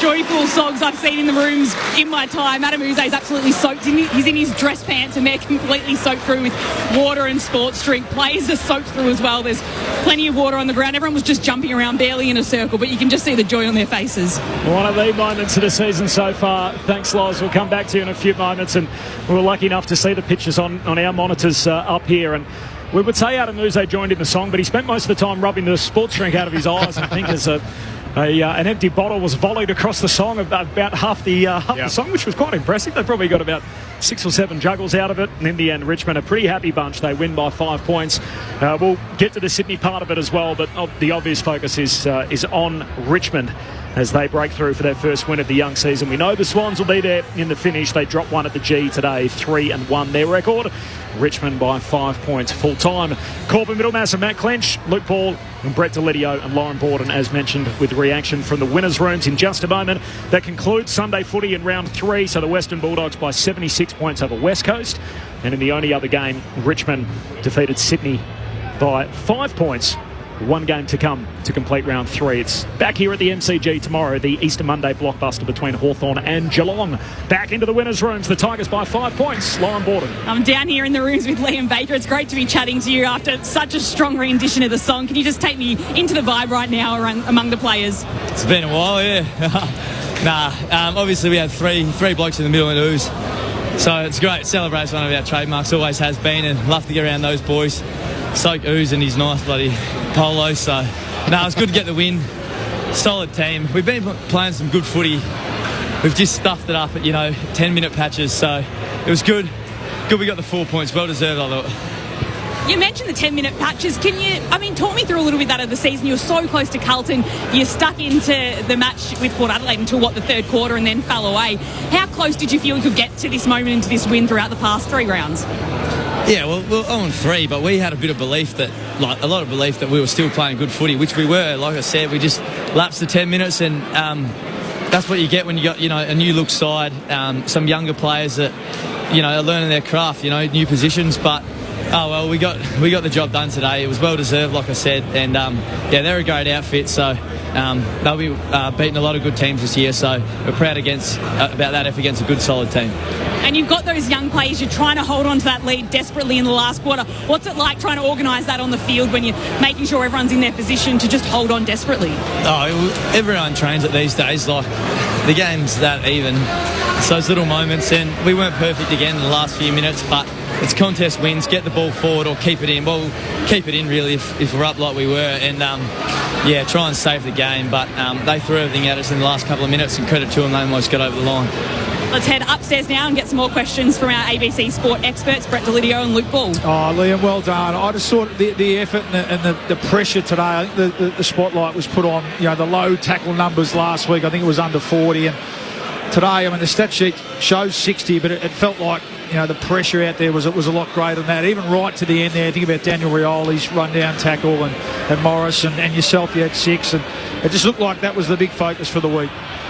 Yeah, well, forget externally. The pressure was put on internally by us as a playing group and from the coaches, we're a bit standoffish. It's just a mindset switch, and, you play the way you train, and we had a crack on our main session the other day, so it's 1 week. We've got to keep on doing it, because with this modern game, that's what, wins games of footy, high-pressure teams. And you do have a young team, so we spoke before the game. The leaders were going to have to stand up and play well today and play their role against a pretty experienced and red-hot Sydney team. And I thought yourself and, Nick Floston behind the ball was magnificent.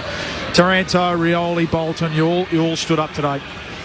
Well, that's part of us as a team growing, I guess. Like, we've lost a lot of leaders in the past, 4 years, so it's up to other blokes to step up, and it's not just the senior players, the younger blokes that played, Seth Campbell, he's been in great form, great to come in, like Mancis just wins contests, those boys, and that's what we're going to build our footy club over the next few years, so it's exciting from a bit of senior players, a bit of experience, and also less experience as well, so it's good way to go forward.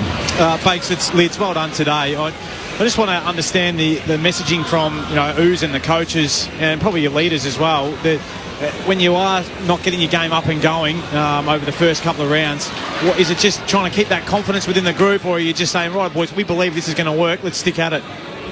Yeah, we didn't have to change too much. It's just little stuff that can cost you games of footy, and pressure was one this week, and just the way we're moving the ball, we've lacked a little bit of polish, which we probably did again today, but it's just working on that, making the decision maker the decision easier for the bloke with the ball. So that's the kind of thing that we're working on, and so are 17 other teams. So we'll see how we go in the next few weeks. But yeah, we feel like we've got a good game plan and we'll keep moving forward. It's going to be some bumps along the way, but we're excited about what's happening. Well, I thought your two key backs were fantastic in Tyler Young and Benny Miller. Haven't played a heap of footy together down there, but they're also glued together by Tig Vlosten, mate. I thought he was fantastic today. He had 29 touches. I think 15 of those were intercepts. So, mate, you must be pretty pumped when you've got him floating behind the ball, as well as Brody when he's down there as well, mate. Really solidifies your back six. Yeah, like Youngie and Funky Miller, they haven't played a heap of footy, but like there's one of those two that I mentioned earlier, you know, like they're just going to be growing, and Funky's so composed when he gets the ball in hand, and he's good one-on-one, and Youngie's great one-on-one, so it's good pillars. And then Nick Vlosten, he's been underrated for so long, to be fair, like not at our footy club. Like his intercept, his strength in the air, and he kicks the ball well, so we're lucky to have those guys. And yeah, it's good that they're getting a turn, and Tigger's probably leading them down there. I haven't seen too much of it myself. I'm at the other end these days. Liam Baker's joined us in the Richmond rooms. Liam, it's Matt Clinch here. Mike Kelty Lafau managed to kick a couple of goals. Great story coming from New Zealand. What have you seen from him around the change rooms to make you believe that he could do what he did today on the MCG? Oh, just the buy-in, firstly. Around the boys, you know, same with other blokes that come into a bit senior, you know, like Naismith. They just buy into the culture and get around everyone. So that's awesome, firstly. And then his contest work, like he kicked a couple of goals, yeah, but how many aerials did he have today? I can think of about 4 or 5. So that's what he's there for. If he gets on the end of them, unreal. But bring it to the front and, you know, drive that shoulder into blokes like he does. So that's what we love about him. And you mentioned your role. Has that changed at all? You sort of popped up and kicked a couple of goals alongside Shea Bolton, but a real intent from Richmond to run and move the ball as quickly as you can. Yeah, it's a little bit changed. With a few blokes out, get a bit more time in the middle, and me and Shea have been swapping a bit. But, you know, it's just you get 5 minutes up there and you free up a bit, and then you feel a bit better going forward. So it seems to be working at the moment.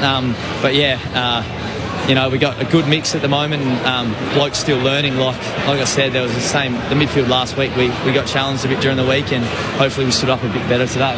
Liam Baker with us on ABC Sport. Liam, it's Corbin Middlemass here. All the serious footy stuff's done. The big question that I want to ask is, what happened to the big inflatable camel that was down there at Pun Road? It's disappeared. Yeah, I don't know where that went. Whoever bought it probably gave it back to whoever bought it off. But yeah, not too sure where it's going. Is it still a theme? I understood you had 2, and you had one in the coach's room or in the meeting room. Is that still inside, or is the camel gone as well? It's just a pre-season thing, you know, about pushing the body as hard as you can, like the camels do. I like it. Enduring harsh climates and everything else. It was a hell of a win today. Well done, Liam. Appreciate your time as always on ABC Sport. Thanks for that. Cheers. Liam Baker in the winners' rooms, a 5-point victory over Sydney. He's obviously off contract. Yeah, I was going to say, he sounds like he's pretty where he wants to be. Yep, yeah, pretty strongly invested at the club. Which is good news for them. I did think after round 3, after a win, it probably is a little bit too early to be. You wanted to ask, didn't you? What are you doing next season with your contract? I'm sure we'll get to that as the year pans out. So well done to Liam Baker and his Richmond teammates. A 5-point victory. They hang on to beat the Sydney Swans. Now, I think this weekend's really needed this in the competition. So the start to the season, we had the opening round, then we're excited because all 18 teams were involved in round 1. And I felt like we kind of got through to this point on the back of that. But the footy hadn't been crash on. It had been so-so. In the first 24 games, only 4 games were decided under 15 points. Yeah. So there weren't many close ones. 3 of the last 4 games have been decided by 4 points, 7 points, and now 5 points. So we've had almost as many close ones in 4 games than we had in the previous 3 and a bit rounds. Yeah, it was a good day yesterday, wasn't it? Yep. Through to, I mean, the level, the high scoring, you know, the Bombers Saints game didn't reach those sort of levels, did it? I thought last night was terrific. I thought we saw 2 top 4, top 6 teams absolutely last night in a finals-like game. But you're right, we haven't seen a heap of that yet.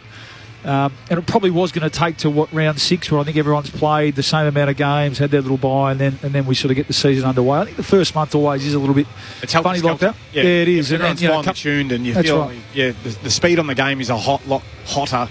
Now it'll start to slow down. The bodies are a bit sorer, but your footballers will come to play more so, the ones with good skills and clean handling and all that sort of stuff. But early on, it's always it's pinging around, isn't it? Yeah. We've been a bit sport too, haven't we? Like the last 2 seasons have been unbelievable. It feels like every weekend, half the games are close. There's always sort of something in the finish in most matches, and it just hadn't been that way through the first 3 weeks. So I'm glad that we've had a couple of good ones this weekend. Yeah. It does feel more of a basketball style, though, the start of the season. Yep. Like watching St Kilda and Essendon yesterday, that was turnover city at stages where players just got so exhausted by the back edges of quarters that ultimately turnovers would prove costly and teams would just score easy goals. Yep.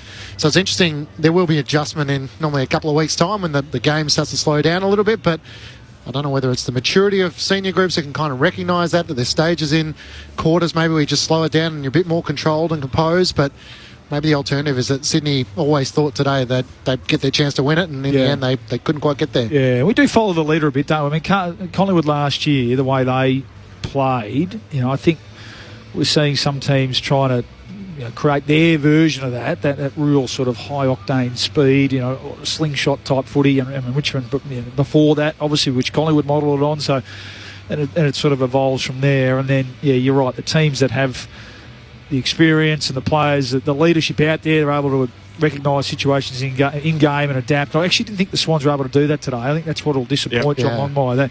They didn't try and change too much. And Rampy out, you reckon that hurt? Yeah, I think it did. Certainly behind the... Yeah, he's there Floston, isn't he, behind the ball. 100%. And, not only his ability to get off and support in the air, but then just to calm things. He's a calm head back there, isn't he? And a lot of times... Richmond were able to go from one end to the other really without the Swans touching it. That's the thing, isn't it? The easiest way to score is to get a helter-skelter from one end to the other, but then the easiest way you can cough it up if you don't have the maturity or the experience of players, and you get one poor turnover in the wrong part of the ground and all of a sudden it's going back over your head. Yeah. A hamstring complaint for Dane Rampy was subbed out at half-time, which is what we just alluded to a short time ago. And Tom Lynch has done an interview on TV with the host broadcaster after the match. He said, look, I feel like I've done a little hammy. Low down, feels a little weird. So behind the knee. That's the quote from Tom Lynch. So unfortunately for Richmond, despite the win today, it does come at a cost with a suspected hamstring injury for Tom Lynch. They got St Kilda next week, so a good challenge for Gather Round ahead of West Coast Eagles, and then the bye while the Sydney Swans comes around. West Coast Eagles next week for Gather Round for them. Then they have the bye. Yeah, that's all we're doing, I think, aren't we? Yes. Yeah, I'll be there. Clinchy's off at weddings and everyting next weekend. I think you're at a wedding too, aren't you, Paulie? Not the same one, Clinchy, but Clinchy's at least making an appearance in Adelaide for 2 days. Paulie's not even coming. I'm in Queensland. I couldn't get there. The NBL concluded this afternoon. It was an historic moment for Tasmania. Here's how it was called on ABC Sport. Sean McDonald. Oh! For it, put it up over the top. Turns it over. Wanted Doyle. They got it. Delivered over from mid-court. No misses. That's it. The Jack Jumpers. They've defended the island. Now they've conquered the mainland. The Jack Jumpers win by 2. Their first championship series. Tasmania 83. Melbourne 81. They still couldn't get the turnover right, but they got the result they wanted on the scoreboard. It is a championship series and a championship that will be long remembered. Tasmania victorious in the National Basketball League of 2024. So the Jack Jumpers, the Ants, win it all, 83-81 over Melbourne United. Not so fortunate today, our Boxers over in Las Vegas. Michael Zarafa suffered an early knockout defeat to Erislandy Lara, and Tim Zhu in the main event lost a split decision despite getting cut significantly early on the top of his head. He fought on, and one of the 3 judges gave him the decision. The other 2 went the way of Sebastian Fondora, so Fondora is the new unified junior middleweight champion. In the footy today, it was the Western Bulldogs by 76 points at Docklands. The Eagles went goalless for 2 quarters again. In fact, they kicked only 1 goal after quarter time, finished with 3 for the match. The Bulldogs by 76 points. And here at the MCG, we got the good one in front of 45,112. Richmond by 5 points win their first game under new coach Adam Uze. The rest of the competition, Marcus Windhager for his bump on Sam Durham has been offered a 1-match ban. Came through, bumped him in the head when Durham had his head over the footy. And Trent Rivers has been fined for rough conduct on Connor Rosie in the 4th quarter of last night's match.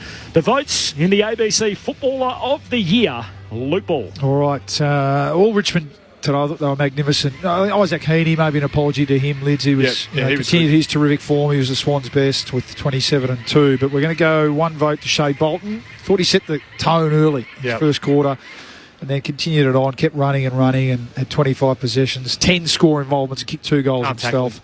Yeah, he was electric, 8 inside 50, so back to his best today.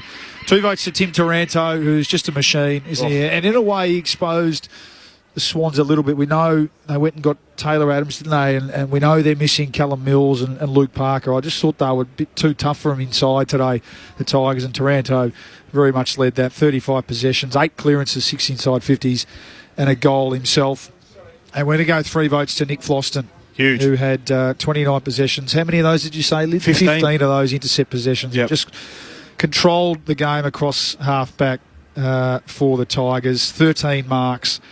He's just a star. So we're going to go with the defender. I like it. Yep. I like it. We always go the mids. I don't mind it. Yep. 3 for Floston, 2 for Taranto, 1 for Bolton. Richmond get all 3 votes. They won the game by Dan Rioli was the other apology. Sorry. Yeah. Called. And couldn't get a Sydney player in. Oh, well, not today. No. Yeah, I agree with Bally. I think it was the Tiggs day today. Yep.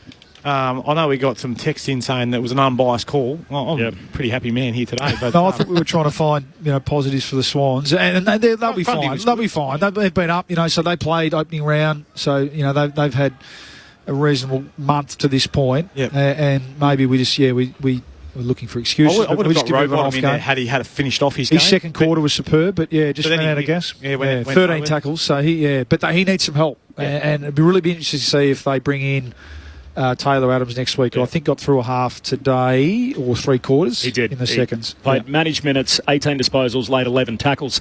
I completely deserted people on the SMS when the footy got good, as you can probably understand. So apologies to everyone that texted in. To Dazza, who's listening from the Philippines. Mark's in Canberra, says, gee, the Tigers' kicks out of defence are so much better than they were last year. He said, now if only Shea Bolton can kick straight. Well, he had a pretty good one this afternoon. Shea Bolton got 1 vote in the ABC Footballer of the Year. Andrew in Inglewood in WA is already asking whether West Coast should merge with North Melbourne. Nawala is listening in Prague in the Czech Republic. Enjoying the call. Shout out to you. John in Laos. Thanks for a great call. And Swans for the grand final. There's still a huge chance, even though they're on the wrong side of the result today. Jenny and Pete, listening from Istanbul in Turkey. You were there recently, Clinchy? I was, in November. Beautiful part of the world. Absolutely. SD in Perth, an Eagles supporter. I give my full blessing to Harley Reid to leave the club for the sake of his development and sanity. So they're not happy over in the West. G'day to Sid as well, who's driving back from Geelong with the birthday girl Poppy. Go the Tigers. You would have had a pretty happy drive, I'm sure. 1 game to come to complete the round. Teams are in for tomorrow. 3 changes for the Hawks. Lloyd Meek, Harry Morrison and Henry Huswaite all come into the Hawthorn team. No. Finn McGuinness is out. Ned Reeves is out and Jack Gunston played in the 2s. While for Geelong, 5 changes. Duncan and Atkins are back, as is Tanner Bruin. Jack Bowes returns. Toby Conway comes in strong. Good ins. Dangerfield out injured. Stanley managed. No Levitt. No Tui managed. And no Sean Manor. Tom Hawkins, 350. Speaking of Hawk, what a career. On air from 2:30 Australian Eastern Daylight Time tomorrow. Back at the G for the last game in round 3. Thanks to Akash in the studio, to everyone involved. Stu Birchmore, to Lauren Borden downstairs, Matt Clinch, Luke Ball, Brett Delidio, and myself, Corbin Middlemass, signing off from the MCG. Enjoy the rest of your Easter Sunday. The Richmond fans will. The Tigers salute by 5 points. Good night.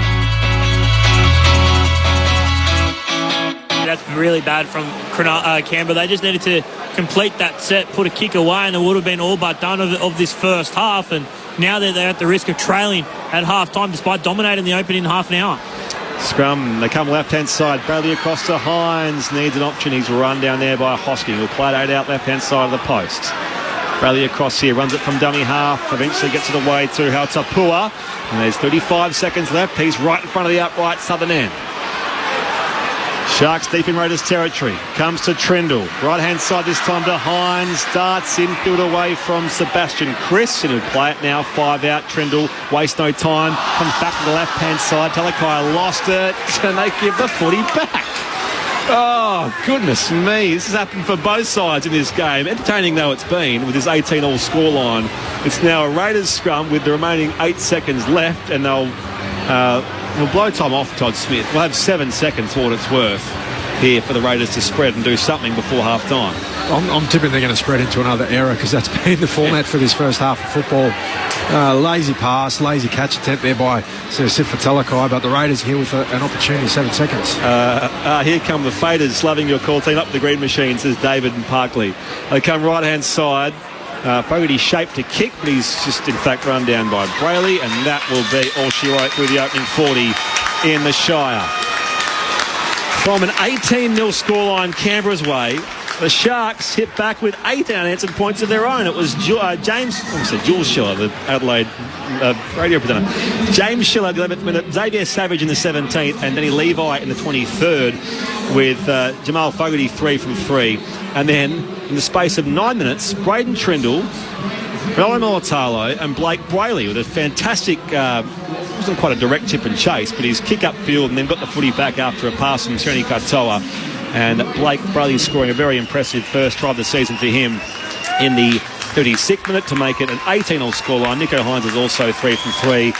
It wasn't a perfect game of footy that first half, Dean Hallertau, with plenty of handling errors from both sides. Give you more on that in a second, but what did you make of the opening half overall? Yeah, well, MC summed it up just a moment ago when he said the Raiders had the first 30 minutes. They were very dominant. The way they rolled down the park with ease and put themselves in a position to play some really good attacking football and then score points. Obviously, they still made mistakes, but when they did score, they made it look pretty comfortable. And then just that last 10 minutes there, that were all probably 15 minutes of the half, to the Sharks was a great response. They found some opportunities of their own, and they're able to capitalise on probably some tired defenders for the Raiders, particularly out on the edge, and they took their chances and they came. A bit of an opportunistic one there to Brayley on the end of things, but no doubt for both teams, low 60% completion rate is going to be the main message that comes down from their coaches at half-time. And I think for the Raiders, once they move those two starting middles off the field in Joe Tarpany and also in Papali'i, it really slowed down their momentum. They got through so much work. In particular, Joseph Tarpany, he did so much through the middle. Threat with the ball in hand, can pass, can run, make metres, offload if he wants to. They were really key to that first 30 minutes. When we've seen the change, the rhythm definitely slowed up for the Raiders. Possession close to even, 51-49 the Sharks' way. Completions, you're right, 66% Cronulla Sutherland, 63% Canberra. So plenty of handling errors there from both sides. 3-2 line breaks the Raiders, plus 5 tackle breaks Canberra's way as well.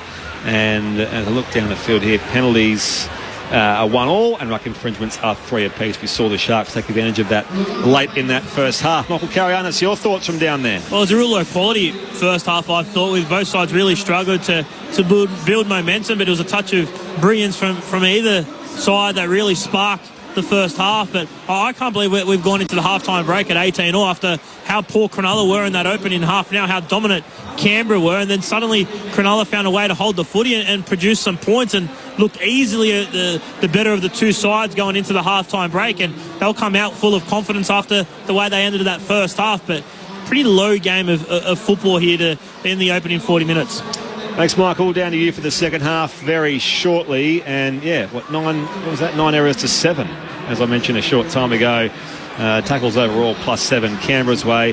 18-all the scoreline here at the first half at Shark Park. You're with Brett Sprigg, Dean Hallertau, Michael Carianis here on ABC Sport after earlier at Mount Smart Stadium. 24,000 there. So with 3 sellouts for their first 3 home games at that venue. And they won over Newcastle Knights 20 points to 12, with Luke Lewis giving 3 points to Tulabasa 2 to Mitch Barnett and 1 to Kalen Ponga. The concern, though, is Luke Metcalf and his suspected broken leg. More on that shortly. Around the grounds in other sports, where in Melbourne, the Tasmania Jack Jumpers won Game 5 of that NBL Finals series, so they've won the NBL title 83-81 over the Melbourne United team in that.